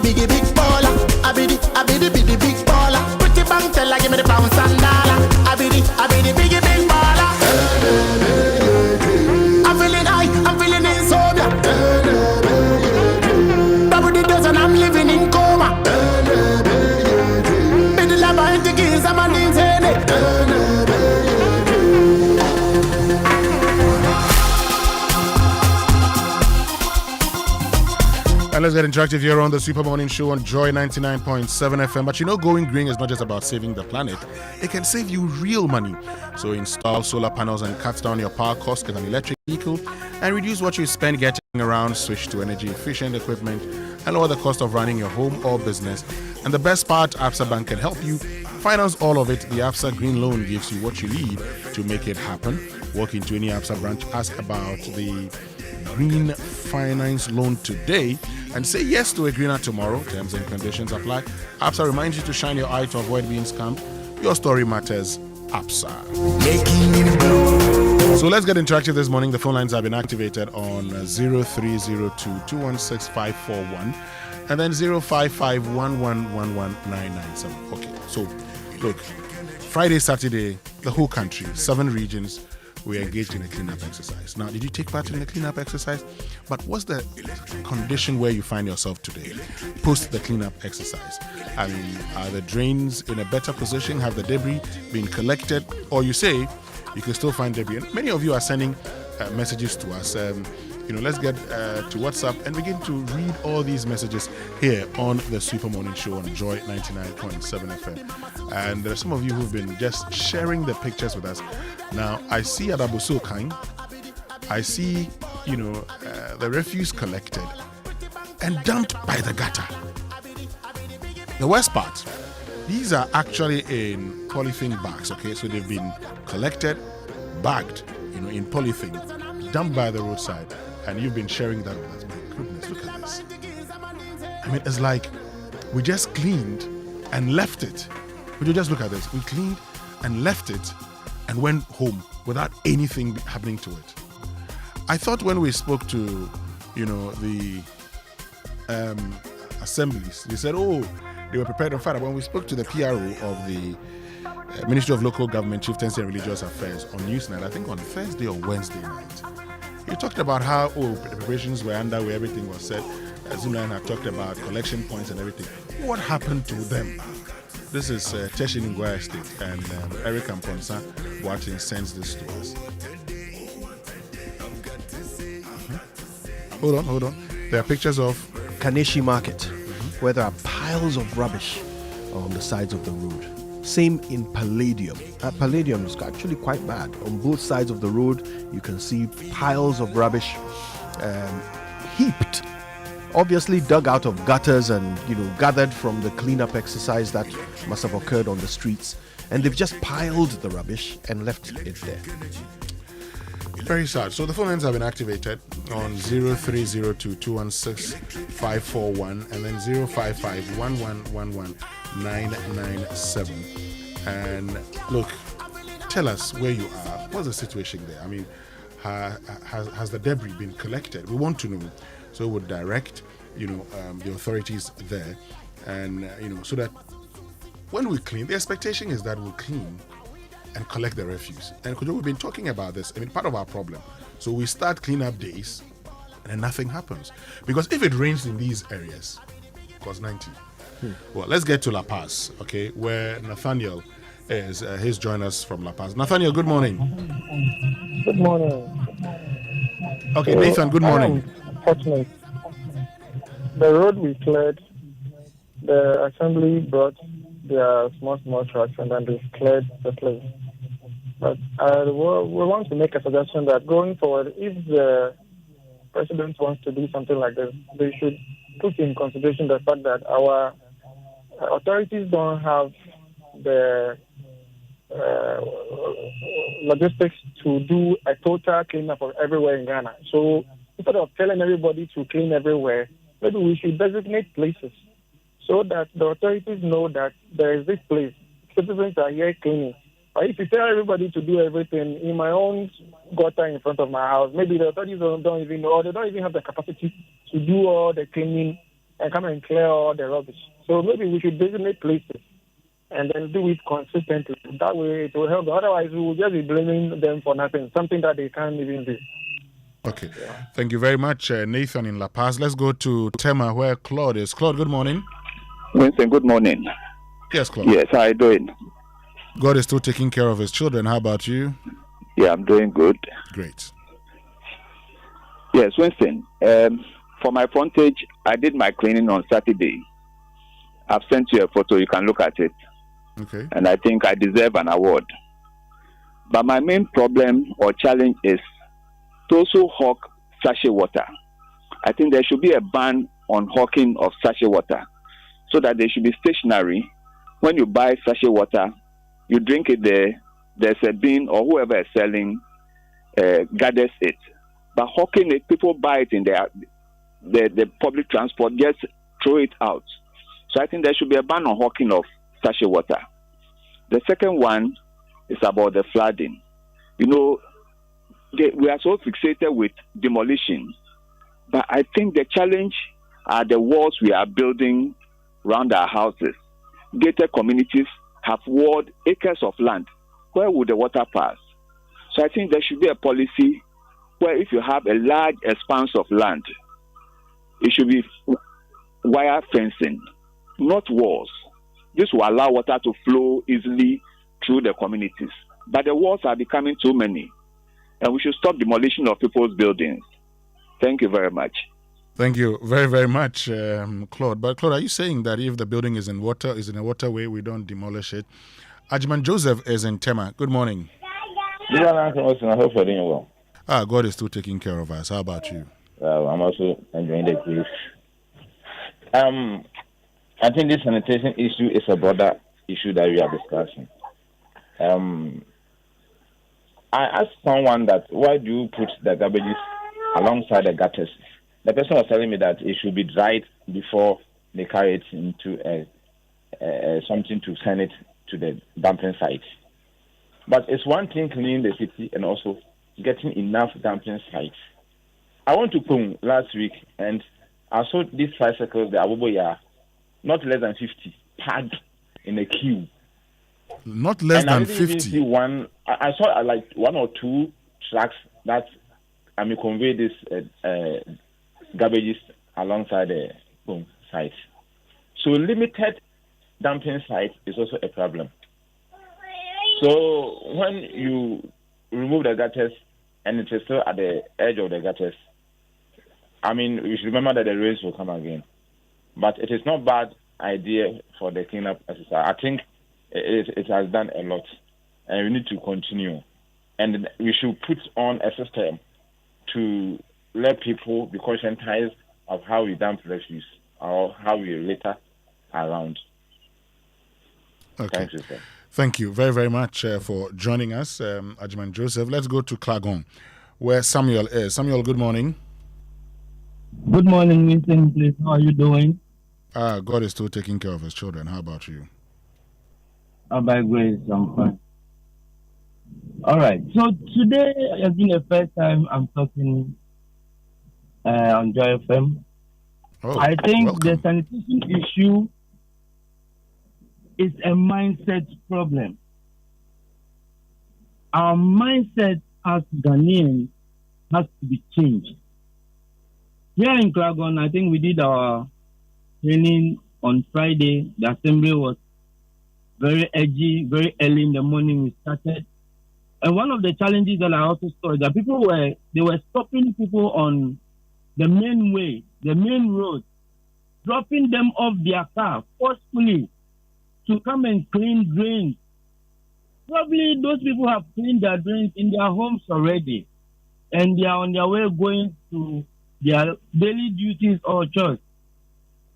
And they are being stopped forcefully to come down from their cars and clean in a neighborhood where they don't belong to. I think that should be checked. But my main point is Ghanaians should change our mindset on disposal of little waste. The sachet water, the bottled water, the takeaway pack. I think institutions is up and doing. One of your callers made mention that our big men don't want to take the bull by the horn. It's not about demolishing houses, putting people under distress, breaking somebody's house, someone that has worked for so many years. The person is a retired person, and you come to break his house for you failing in the first place to do the right thing. You see, both the authorities and the citizens have a duty to do. So please, our mindset should be changed. Okay. Thank you very, very much, Samuel. Let's go to Ablekuma. Joseph, good morning. Good morning, sir. Yes, sir. Yes, Joseph, go ahead. About it. And I want to totally agree with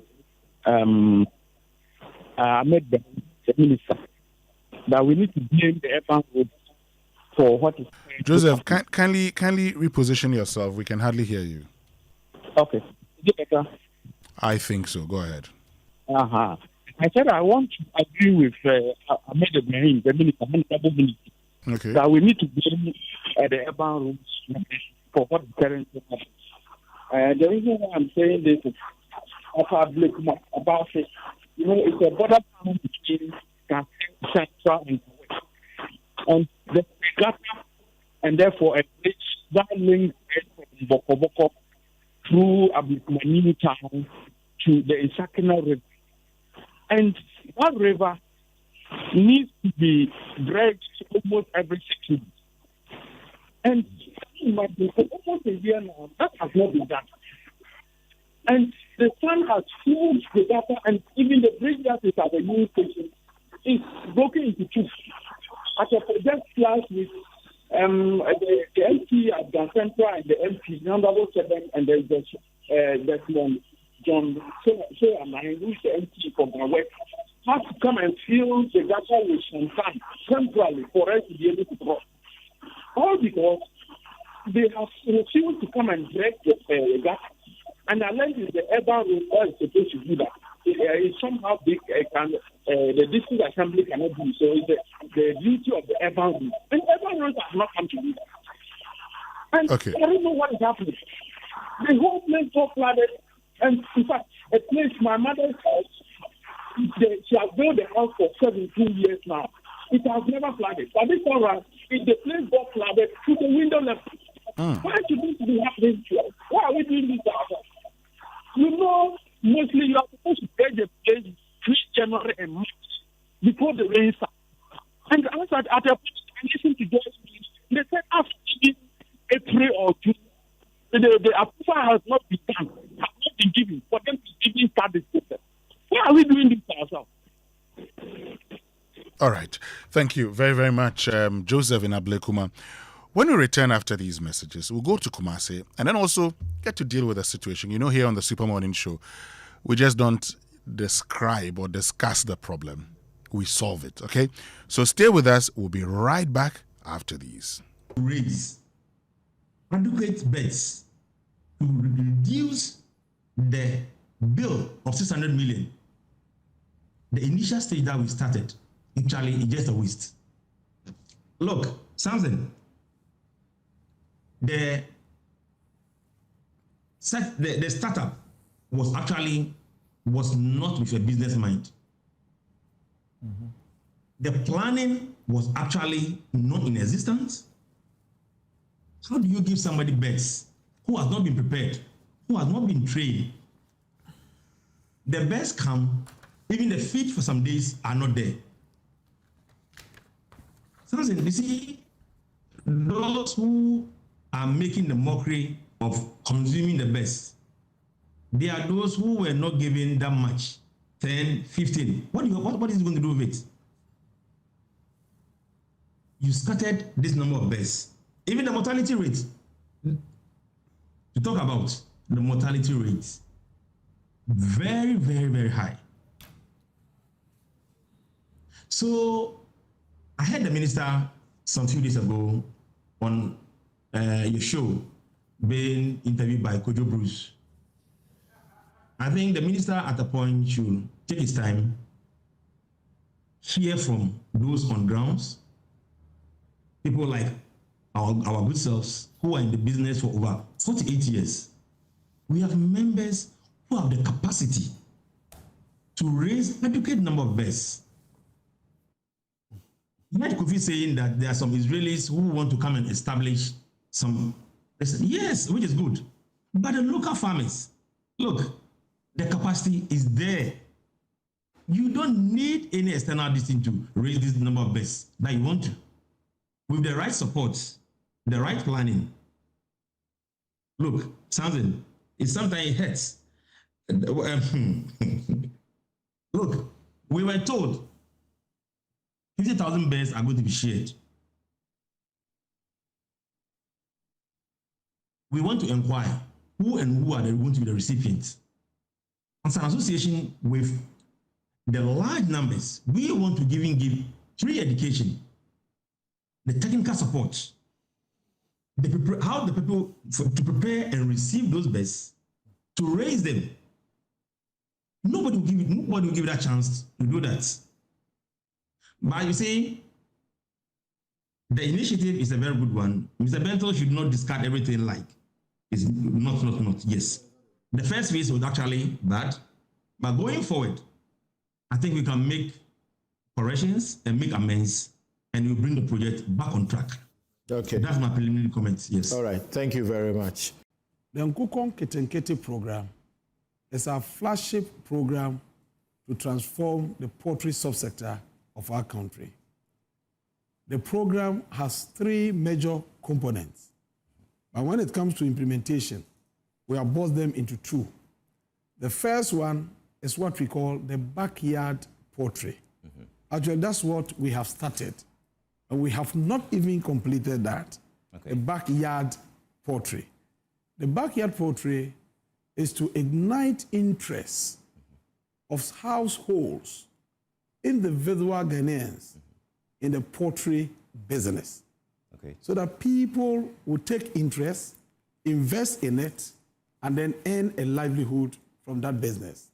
Don't forget that in Ghana, agriculture is entirely private sector led. Government only creates that conducive, congenial atmosphere for private individuals and entities to take advantage of.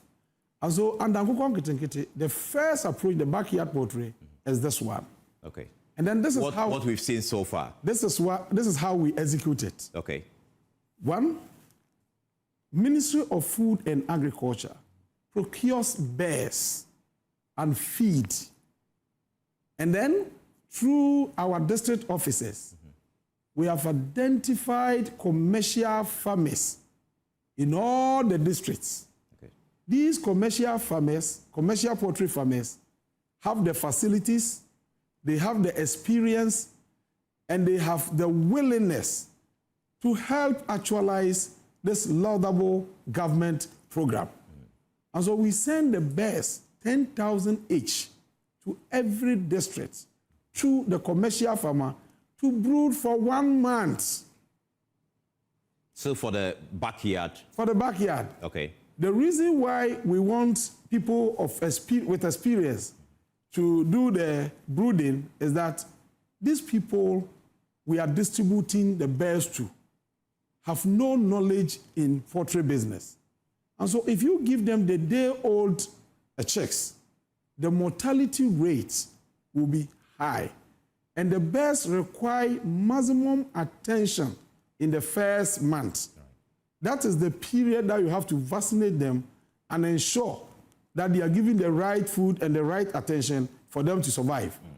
After 1 month, they become energetic and then capable of scavenging.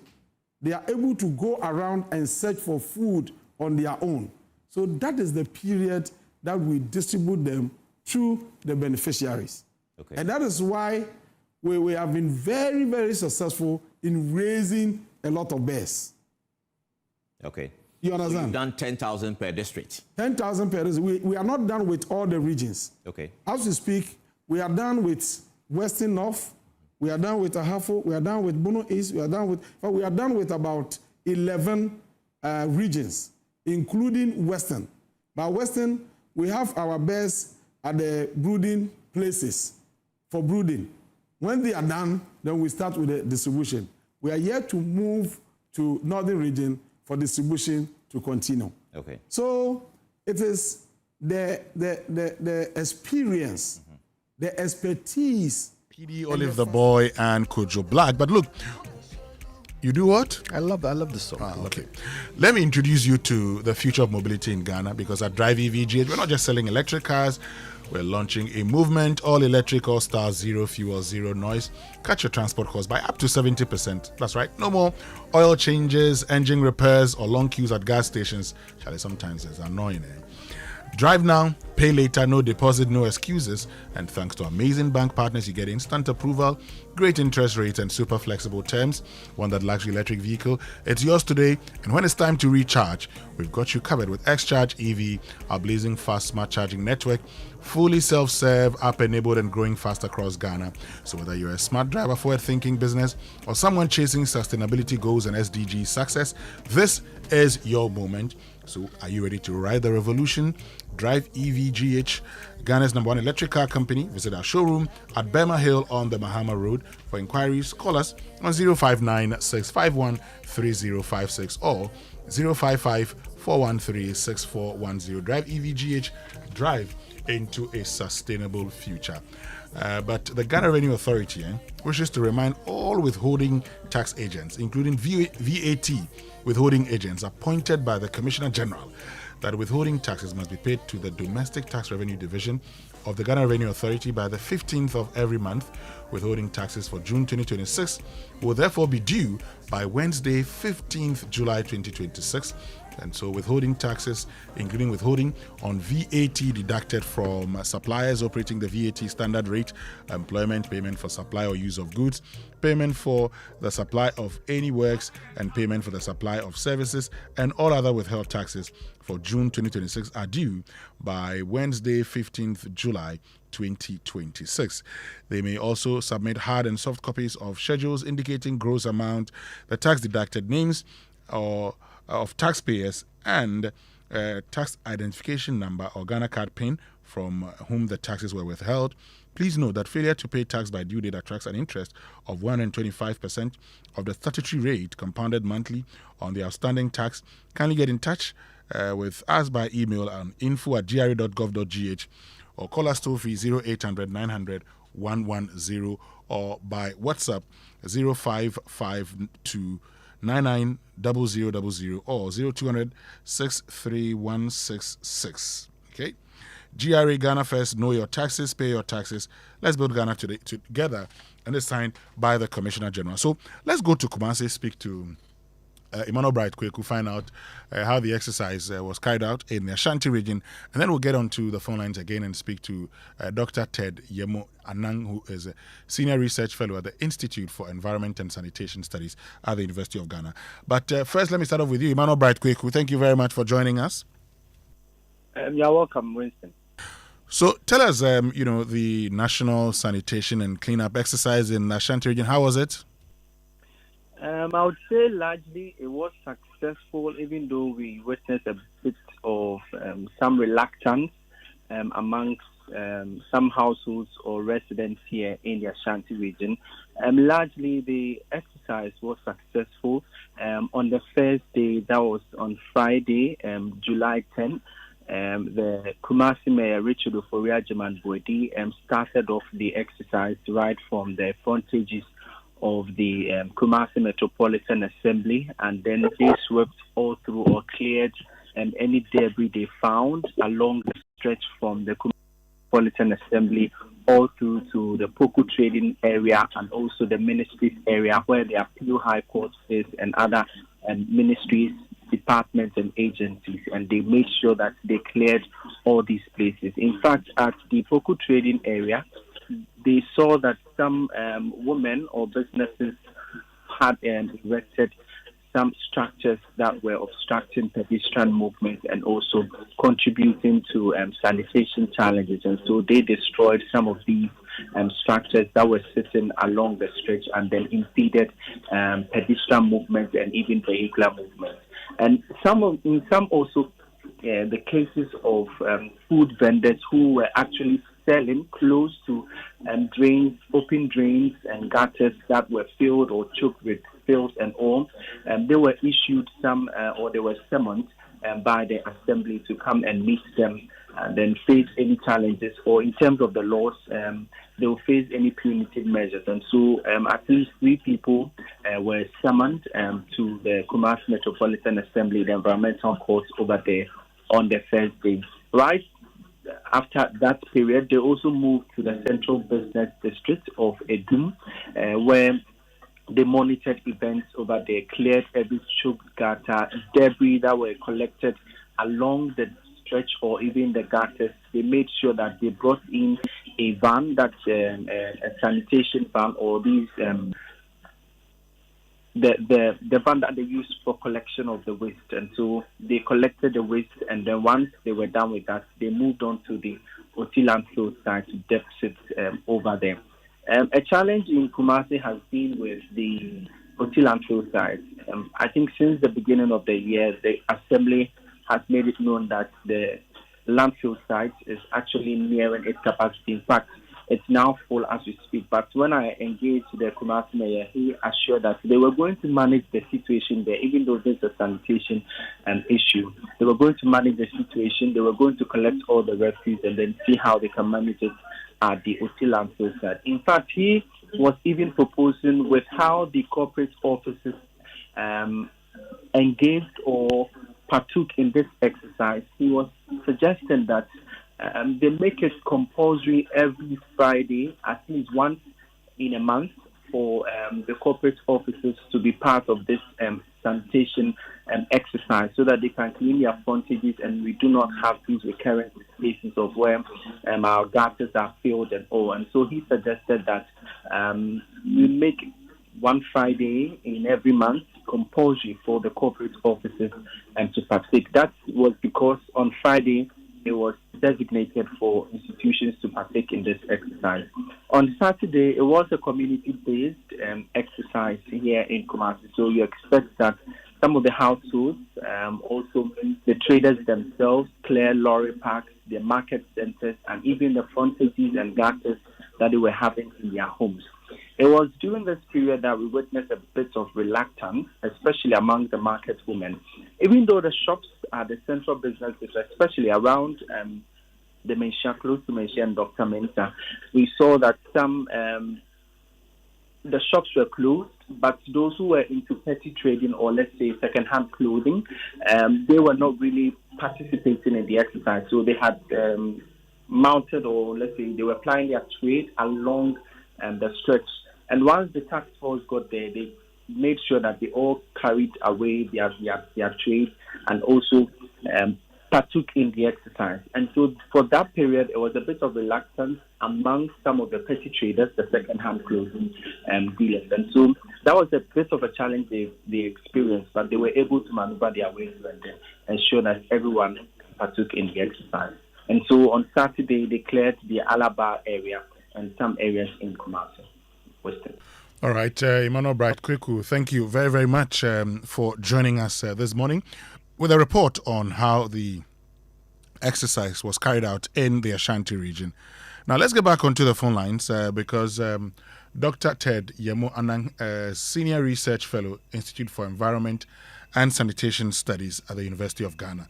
And he's joined us because here we are this morning. We've done the national cleanup exercise.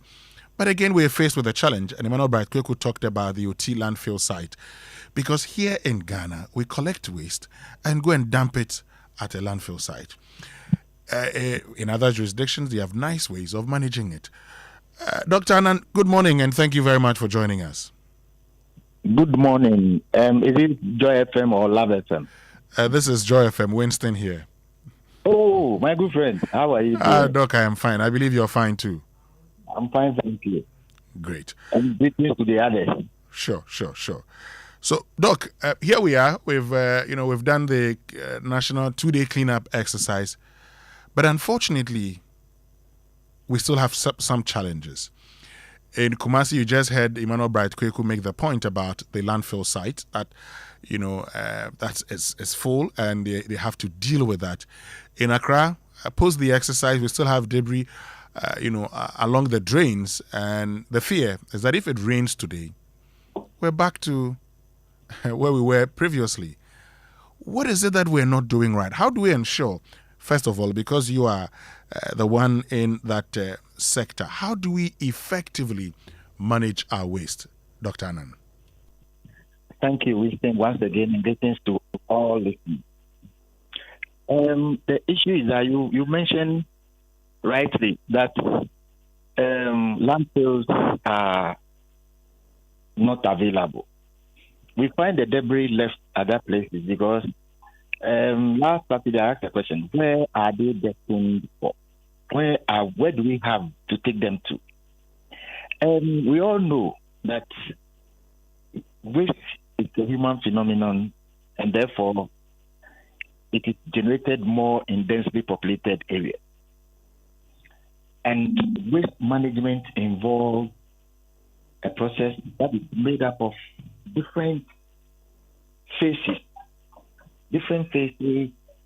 beginning from generation to storage to either collection, transport, and then treatment before final disposal. And what are we doing? We are only interested in collecting, transporting, and disposing of the waste. And the sites that we dispose of such waste are running out. We are losing them. So what should we be interested in then, Dr. Annan? Yes. What should we be interested in then? Exactly. Really, I'm coming to that. So there's this issue about waste diversion. The waste diversion means that, and if you look at the system, there's a treatment portion, treatment before disposal. The treatment is just meant to give the waste material extended life. Let's don't forget that one of the attributes of waste is disposal. It is discarded. So once it generates, all of us, we put our waste to some corner. So now what we are not doing is that we are not diverting the waste that can be treated, the treatable, and especially the degradable portion, which forms more than 3/4 of the waste stream. So from collection straight to landfill sites. And these landfill sites have been built to last over a certain period of time. But because we take everything there, before that lifespan, it's full. And because we are not even building the proper type of landfill, because landfills are supposed to take the end of life waste, take care of the end of life waste. Waste that cannot be done anything. Those who are dead, they are meant for disposal landfill sites. And listen, let me ask you, if we go to the market where we always have heaps of garbage there, more than 90% of the garbage there is degradable, it's organic. If we divert this portion, and the next the waste item you find will be plastic, sachet water, plastic bottles. If we take all of this out, which portion of that heap there will be left? Very minimal. Then we take them to the disposal, what they call landfill site for final disposal. So that is what to me we are not doing. Okay. So, Doc, I mean, now that you've clearly defined the problem, how do we deal with it? What should we be doing differently? Okay. What we should be doing differently is to manage the waste. How do we manage the waste? Exactly. We manage the waste by focusing on extending the life of some aspects, aspects of the waste stream, like the plastics, the metals, the paper, whatever. But with the organic, which in this part of our world form the bulk of the waste, must be diverted, composted, and what do you call it, turned into energy. That is, we must pay attention, because then we look for the easiest route, yet we expect better results. We are not doing things that will give us those better results. So that is where we must focus on. That whether we like it or not, the humans are there, we are generating the waste. Some of them are not directly degradable. So then that is where the treatment of the recycling, the repurposing, the whatever, the plastic. We must pay attention to that. Otherwise, we generate the waste, we store them, we collect it, but we don't know, we won't have anywhere to send it to because we don't have disposal sites. Okay. So, I mean, this point that you make, how difficult is it to implement? That is my worry. Already, composting, look, if every district MMDA is empowered to find a site to at least, there are very simple composting methods that we can easily train people to undertake. And especially when we started talking about degrading soil properties, compost is not fertilizer to me. It's just to rejuvenate soil properties for better yield. So each MMD, how many do we have? 200 and something. They are just able to take care of the organic material, the leaf that we go, the market waste, the household organic waste, and yes, to just to set it up. And it's employment. Last time you ask the person, if you have a factory whose raw material is waste, that is donated every day. When will you run out of raw material? So there are simple things that we need to do, but all we are interested in is, yes, we are managing waste. So we brought 500 trucks.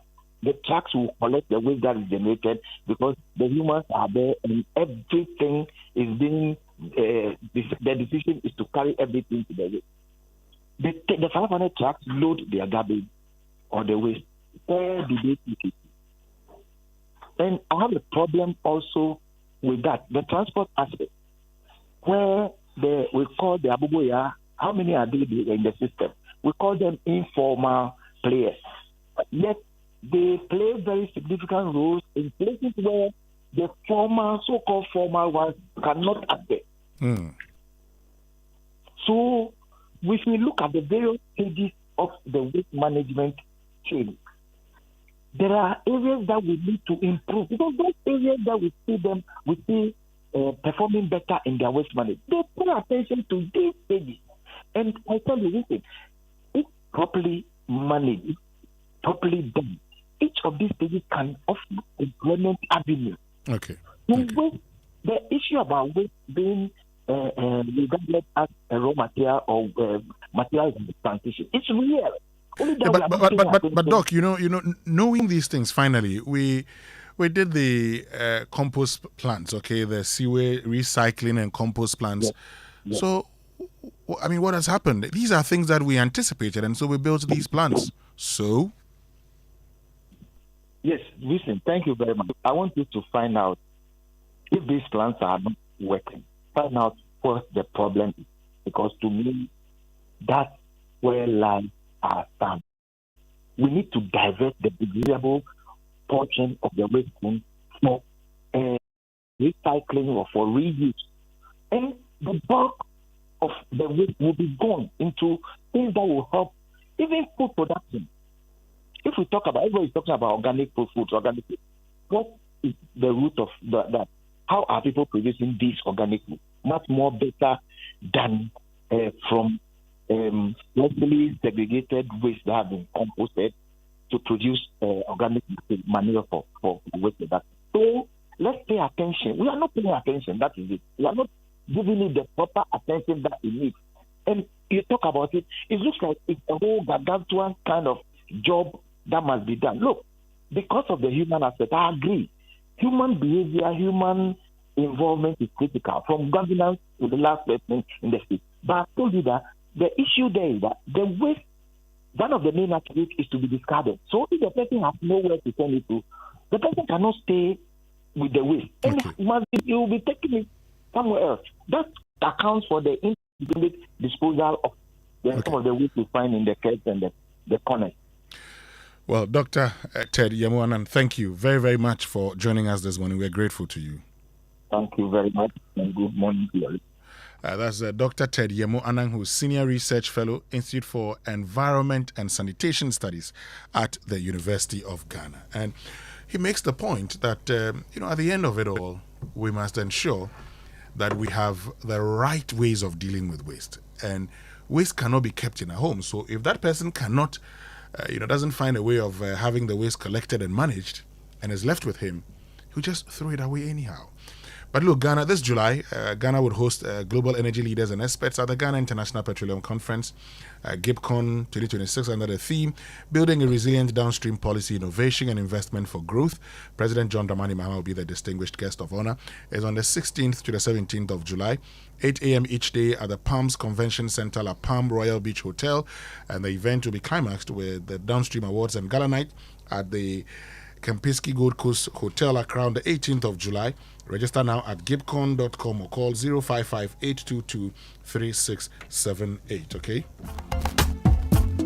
But if you need fuel, make the smart stop at Star Oil, Ghana's largest oil marketing company. With over 240 stations nationwide, Star Oil gives you high-quality fuel, great service, and real value for money. And that's why many Ghanaians are switching to Star Oil. And with a Star card, you can enjoy safe, cashless fueling and easy expense tracking. So wherever you go, choose Star Oil for your quality and affordable fuel. But dear parents, are you looking for a world-class university experience for your child right here in Ghana? Well, Lancaster University Ghana is the only British branch campus in sub-Saharan Africa, offering students the same prestigious Lancaster University degree awarded in the UK, with a 90% graduate employment rate within 6 months of graduation. Your child gets a head start in today's competitive global market, and students can choose from programs in business, law, computer science, economics, marketing, international relations, and more, all in a modern campus environment designed for success. Applications are now open. Visit lancaster.edu.gh or call 0209 607 008 or 0302 747 700 today. Lancaster University Ghana, a global degree at your doorstep. But life, it doesn't stand still for you all. It doesn't wait for you to be prepared. It just moves on, and the best you can do for yourself is to prepare for life instead. How? A flexible policy from like the Old Mutual Legacy Transition Plan to help build a legacy that offers you a cover of up to 300,000 with no underwriting, greater flexibility with no limits to the lives you can cover, and up to age 80, and an uninterrupted cover, no lapse, enabling you to secure what matters most in the simplest of ways.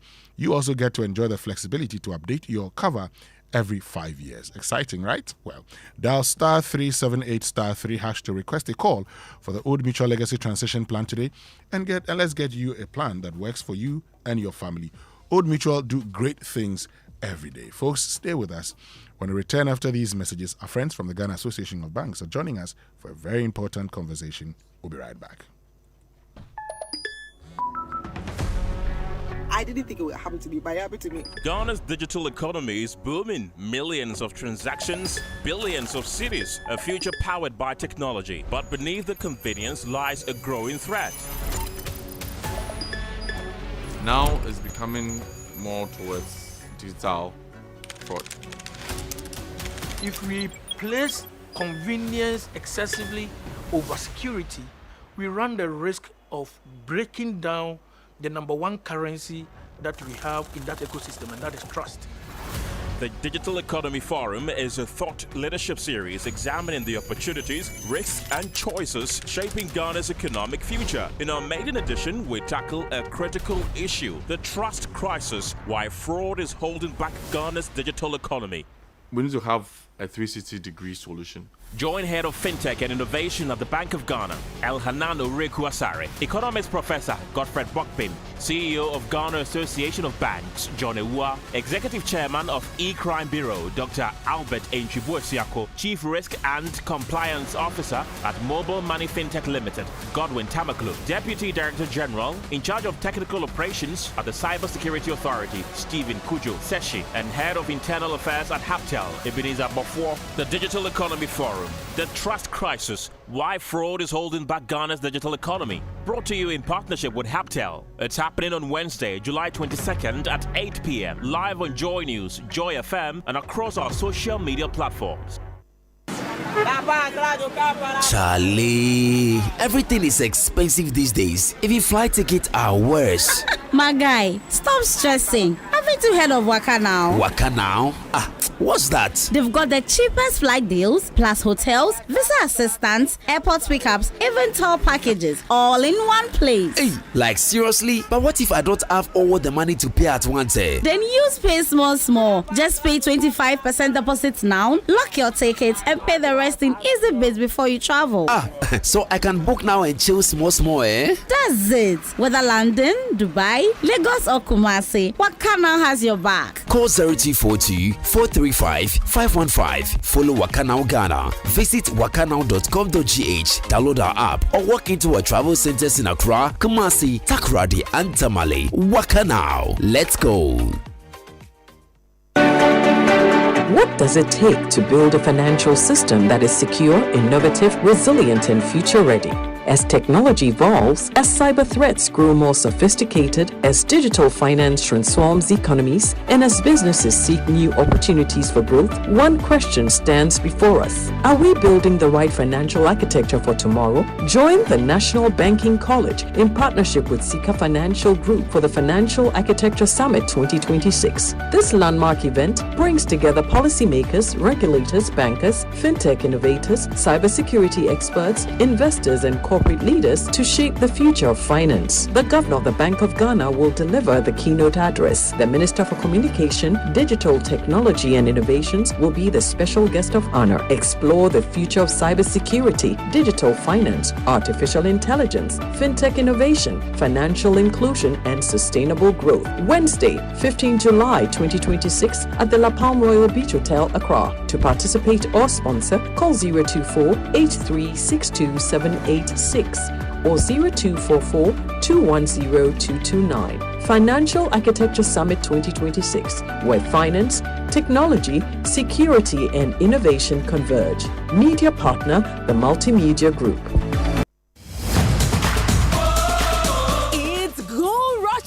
At Compu Ghana. The ultimate football season is here. The crowd, the cheers, the vuvuzelas are active. This World Cup season, the match isn't just on the pitch. Bring it home. Now is the time to buy your crystal clear televisions, powerful soundbars, and home theaters, laptops, phones, and projectors at unbeatable prices. This isn't just discount sales. Spend $1,000 CDs or more, and you are in the raffle to win a 100-inch 4K TV, phones, laptops, and more. Rush now to any Compu Ghana showroom or shop at CompuGhana.com. Call 0302-752020 or WhatsApp 0243-143-143. Compu Ghana Go Rush Season, the ultimate football experience. Morning time, the pot is ready. Mama cook it nice and steady. Call your people, call your crew. Oba spaghetti made for you. Come chop, everybody chop. Oba on my table. This advert is FDA approved. Joy 99.7 FM.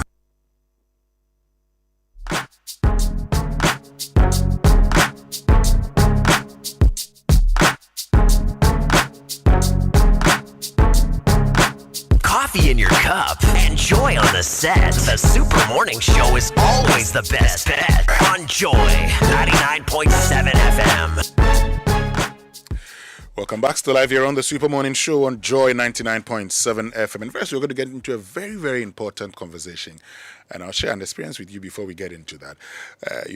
A conversation about fraud. We've been talking about fraud for some time now. This morning, the Ghana Association of Banks, members of their fraud forum have joined us here to have a very important conversation with us. But before we get into that conversation, life can be very loud, and the last thing you need is a phone call about a massive hospital bill. What if you could turn down the volume on life's biggest stressors with just one decision? Well, with Eden Care, all that noise just stops. Eden Care is a dedicated individual and family insurance plan that combines everyday accessibility with the trust and experience of a proven health insurer. Think of it as your personal caregiver. We step in to handle the medical bills so you can breathe easily. When the world gets loud, Eden Care provides a garden of peace and the best health cover when things get hard. Don't wait for the noise to drown you out. Choose the policy that lets you enjoy real care. Reach out now at edencare.acacia@myenterprisegroup.io and choose Eden Care today. Eden Care, brought to you by Acacia Health. But the CompuGhana Go Rush season is here. I know the World Cup fever is on and everyone is getting excited. So CompuGhana says the match shouldn't just be on the pitch. You can bring the stadium experience home. This is the time to buy your crystal clear TV, soundbars, home theater, smartphones, laptops, projectors and more at unbeatable prices. Remember, this isn't just a discount sale, it's a chance to win a 100-inch 4K smart TV, cash laptop phones, and many other exciting prizes when you spend 1,000 cedis or more. Rush to any CompuGhana showroom or shop online at CompuGhana.com. Call 0302 752020 or WhatsApp 0243 143143. CompuGhana Go Rush season, the ultimate football experience. But let me ask you, what does it take to build a financial system that is secure, innovative, resilient, and ready for the future?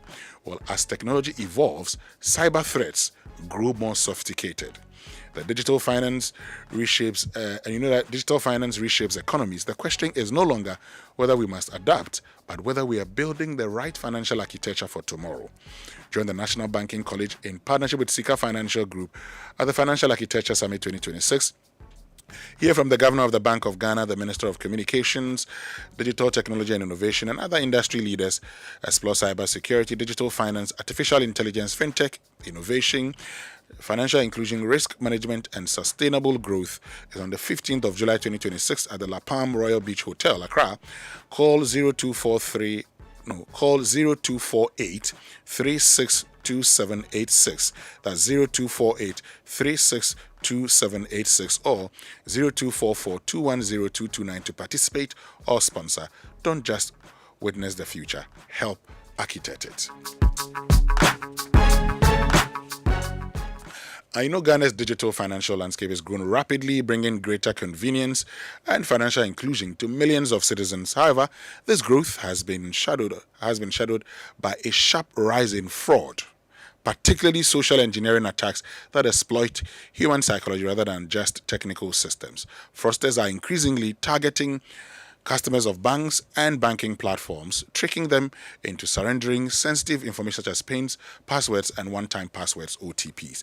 In response, the Ghana Association of Banks, the unified voice of Ghana's universal banks, has launched the Shine Your Eye Anti-Fraud Campaign, a comprehensive public education and behavioral change initiative designed to equip every Ghanaian with the knowledge and tools to identify, prevent, and report fraud. So this morning, we've been joined in studio by members from the Ghana Association of Banks Fraud Forum. Nana Adu Ampim Dakon is a member of the Fraud Forum, the Ghana Association of Banks, and Ransford Nanado Jr., you know him, he was here with us last week, is the president, the Fraud Forum Ghana Association of Banks. Good morning, Ransford. Good morning, Nanado. Good morning, Winston, and thanks for having us. I believe you're all doing very well. Excellently well. So, Ransford, let me start with you, because I've been doing the LPM, the Ghana Bank Association. Ghana Association of Banks has, launched the Shine Your Eye Anti-Fraud campaign. So, for our listeners who may not be familiar with the Ghana Association of Banks, can you just start by telling us who you are and why you felt it was urgent to launch this campaign right now? Thank you very much, Winston, and good morning to listeners once again. It's good to be back here always. Mm-hmm. So, Ghana Association of Banks, GAB, is official mouthpiece and the lead advocacy body for all the 24 commercial banks licensed by BOG to operate in this country, including the Development Bank of Ghana. So there's a saying that unity is strength. Issues that are common and confront all the commercial banks in this country, GAB takes it up. Okay. Over the past few years, fraud has become one of the challenges that confront the banking industry. So instead of individual banks speaking their own language and dealing with it, we came under our umbrella, which is GAB, to fight this common goal, hence the Shine Your Eye campaign, which means that if you're able to see a scam, you can stop a scam. And talking about if you see a scam, stop a scam. Someone just sent me a code when I was trying to access my WhatsApp this morning. I see a code that says, key in this. But in case you didn't ask for this, ignore. Because I got a call and then it said, Truecaller came up with fraud. I could see this is, And as I was just going to check my WhatsApp, then I get this code, which I haven't requested anyway.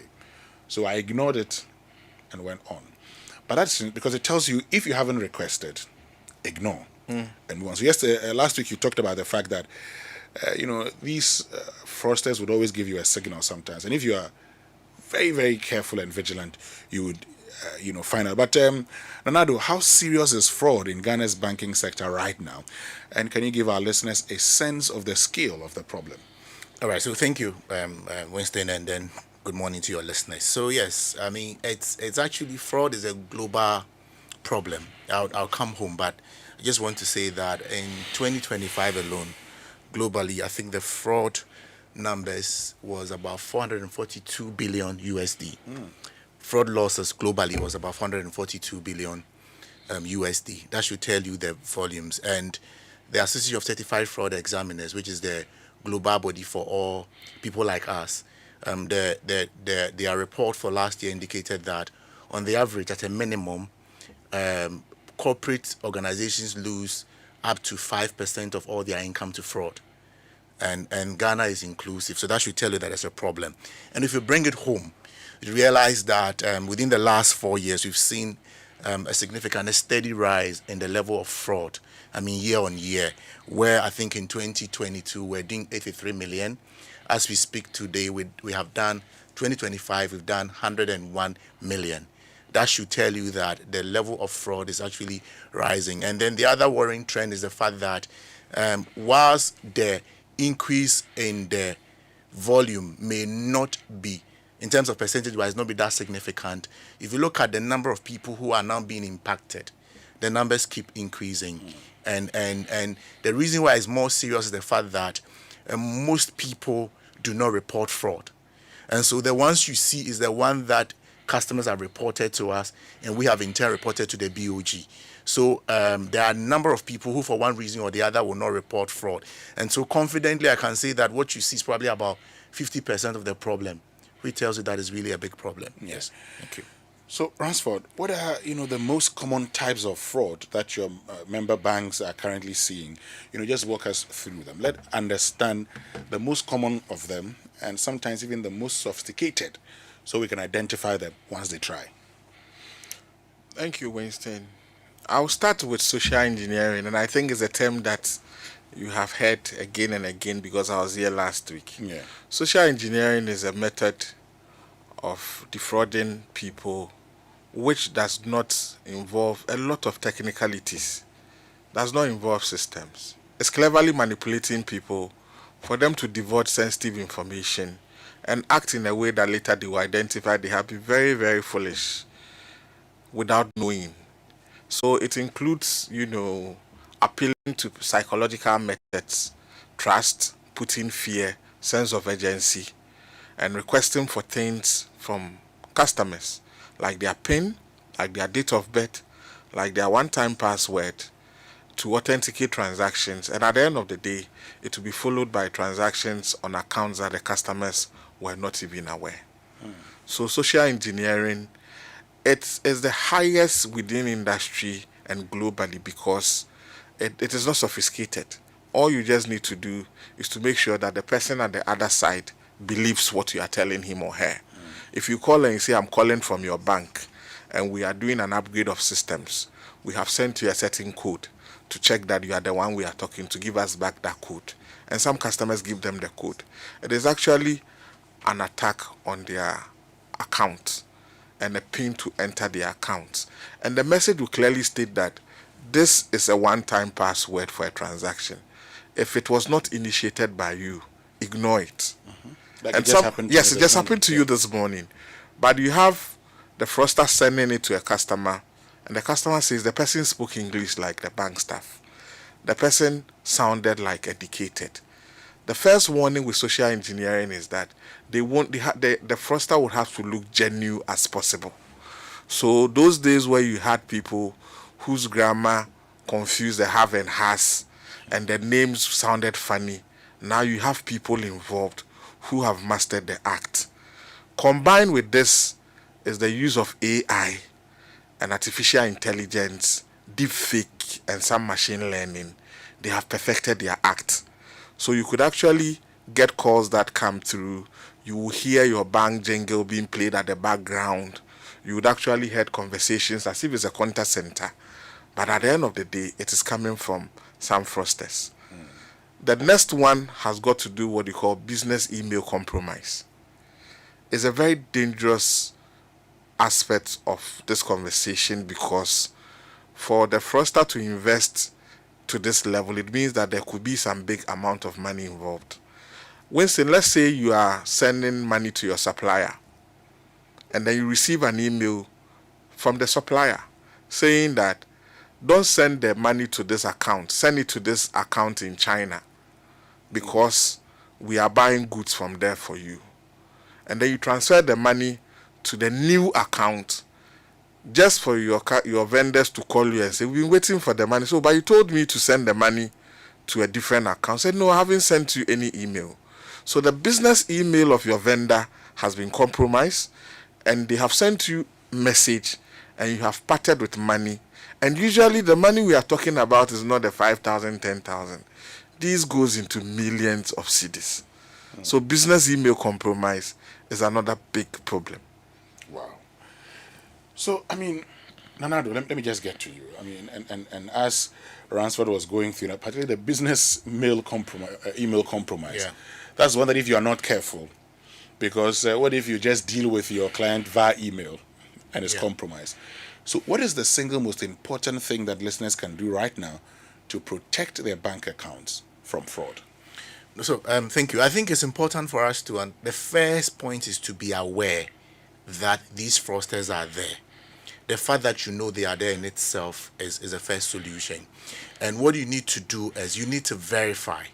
I mean, as we have indicated, you need to verify every information before you go ahead to respond to it. So, for example, if you have not solicited for anything where you receive an OTP, where you receive a message asking you to do this and you know you have not done it, there's no need to do it. And I always tell to people that if you have a slightest doubt, speak to your bank.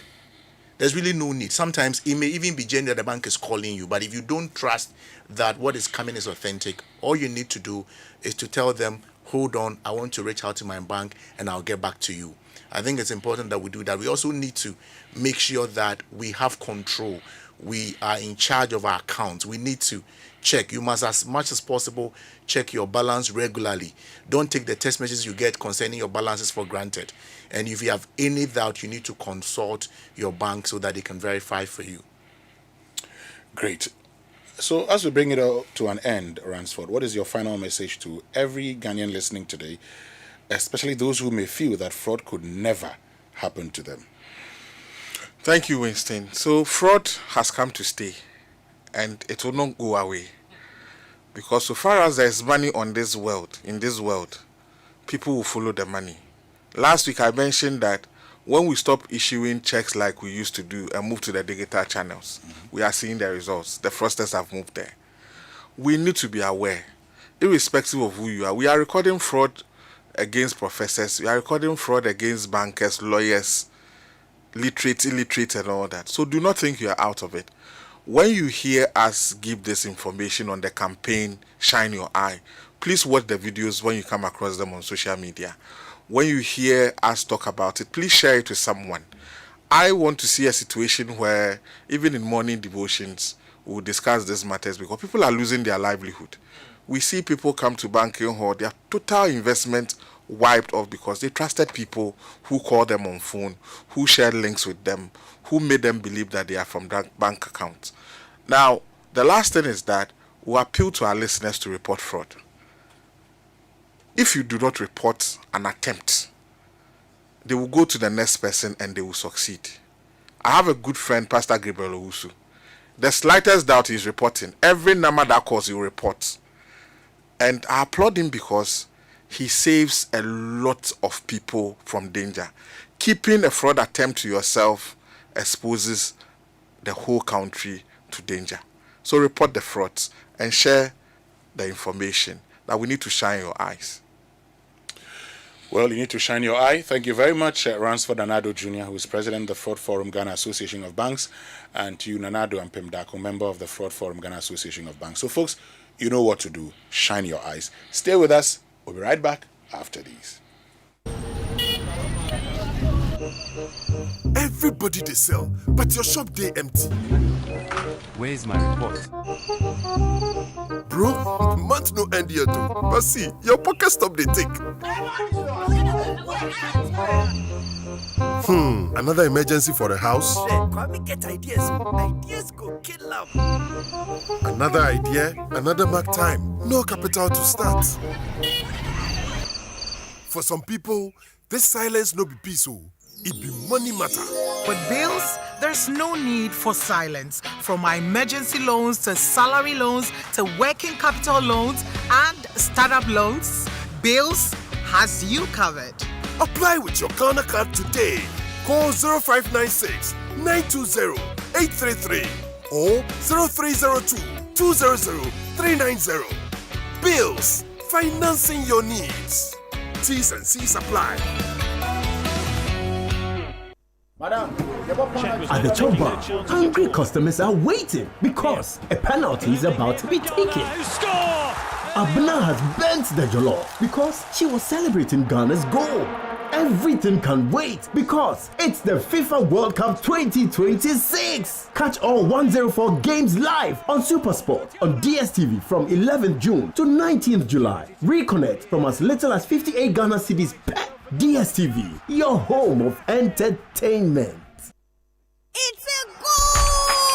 The World Cup football fever is here, and Electroland Ghana Limited is bringing the excitement of the stadium right into your home with unbeatable soccer promotion. Experience every goal and celebration in clarity, just like you're live at the stadium with discounts on Samsung, TCL, and NASCO Smart TVs. Make every match day perfect for your football watch parties with powerful air conditioners and air coolers, top and bottom mount chest and display fridges, gas cooker, washing machines, microwaves, small kitchen appliances, and more. This is the biggest football promo of the year. Rush to our showrooms and authorized dealer shops or call 050-315-9739. Electroland, bringing the stadium home.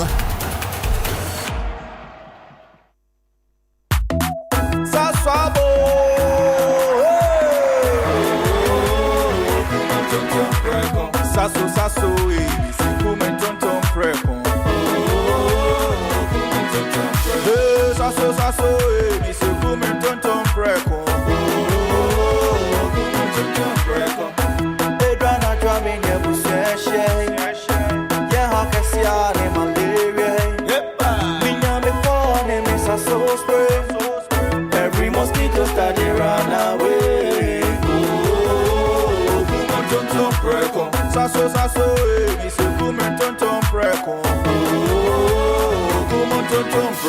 Sasso, kum ton ton preko. Nani shamne die demonstronko. This advert is FDA approved.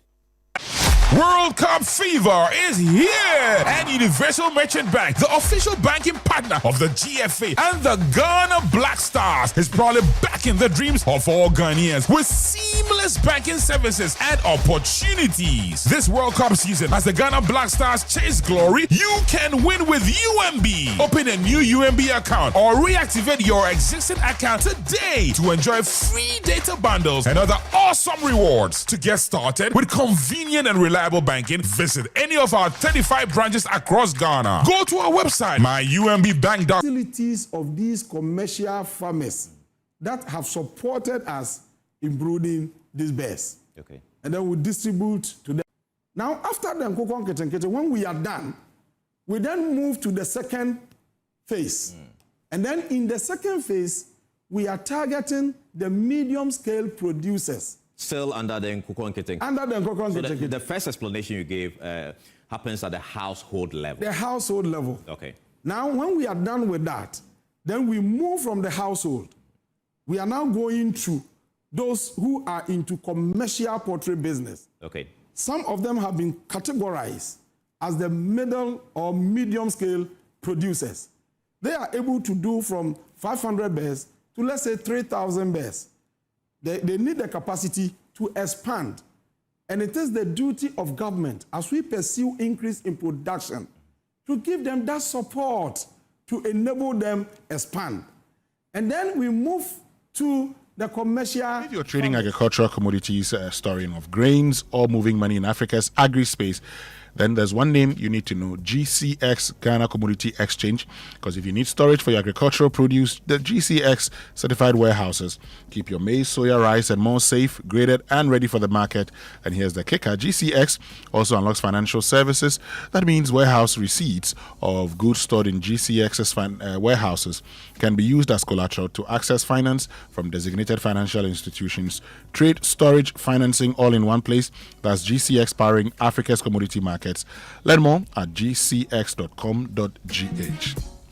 But if you're planning for the future, it begins with the decisions you make today. Save and invest early with EDC to build wealth and retire comfortably. One clear sign of financial growth is when your money starts working for you through steady returns and long-term wealth creation. With EDC, you get professional fund management, flexible investment options, the potential for higher returns than ordinary savings, and financial security for retirement and future goals. Your financial independence is possible with EDC. Sign up today. For inquiries, call 0302 610 400 or WhatsApp 0509 268 400.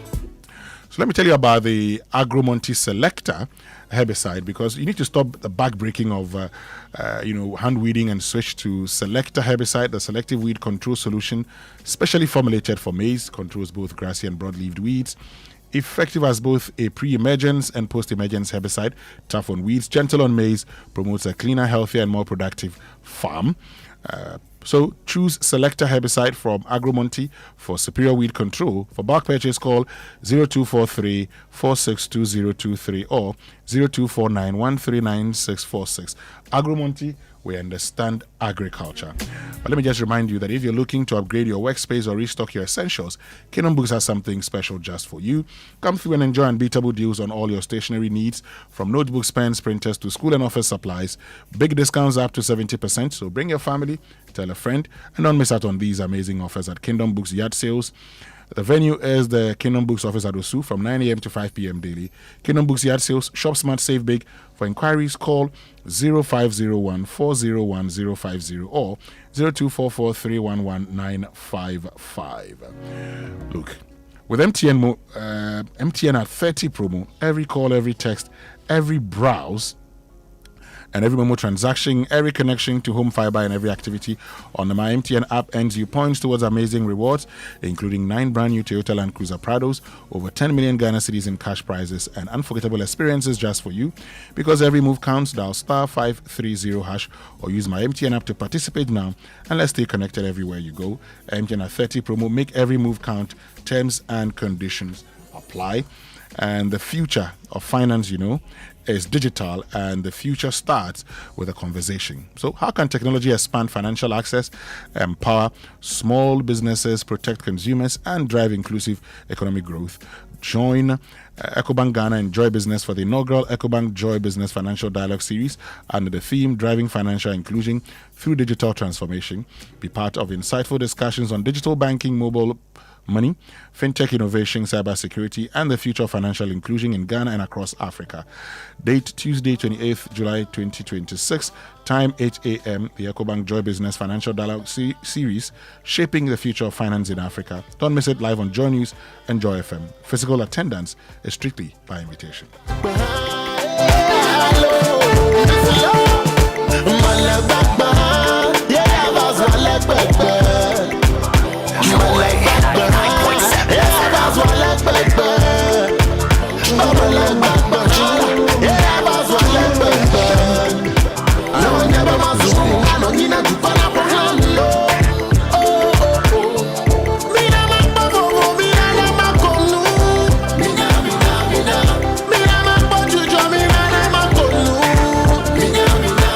And that'll be all from us this morning here on the Super Morning Show on Joy 99.7 FM. My name is Winston Amoah. And my name is Kojo Yankson. I'm the morning man. Have a lovely day.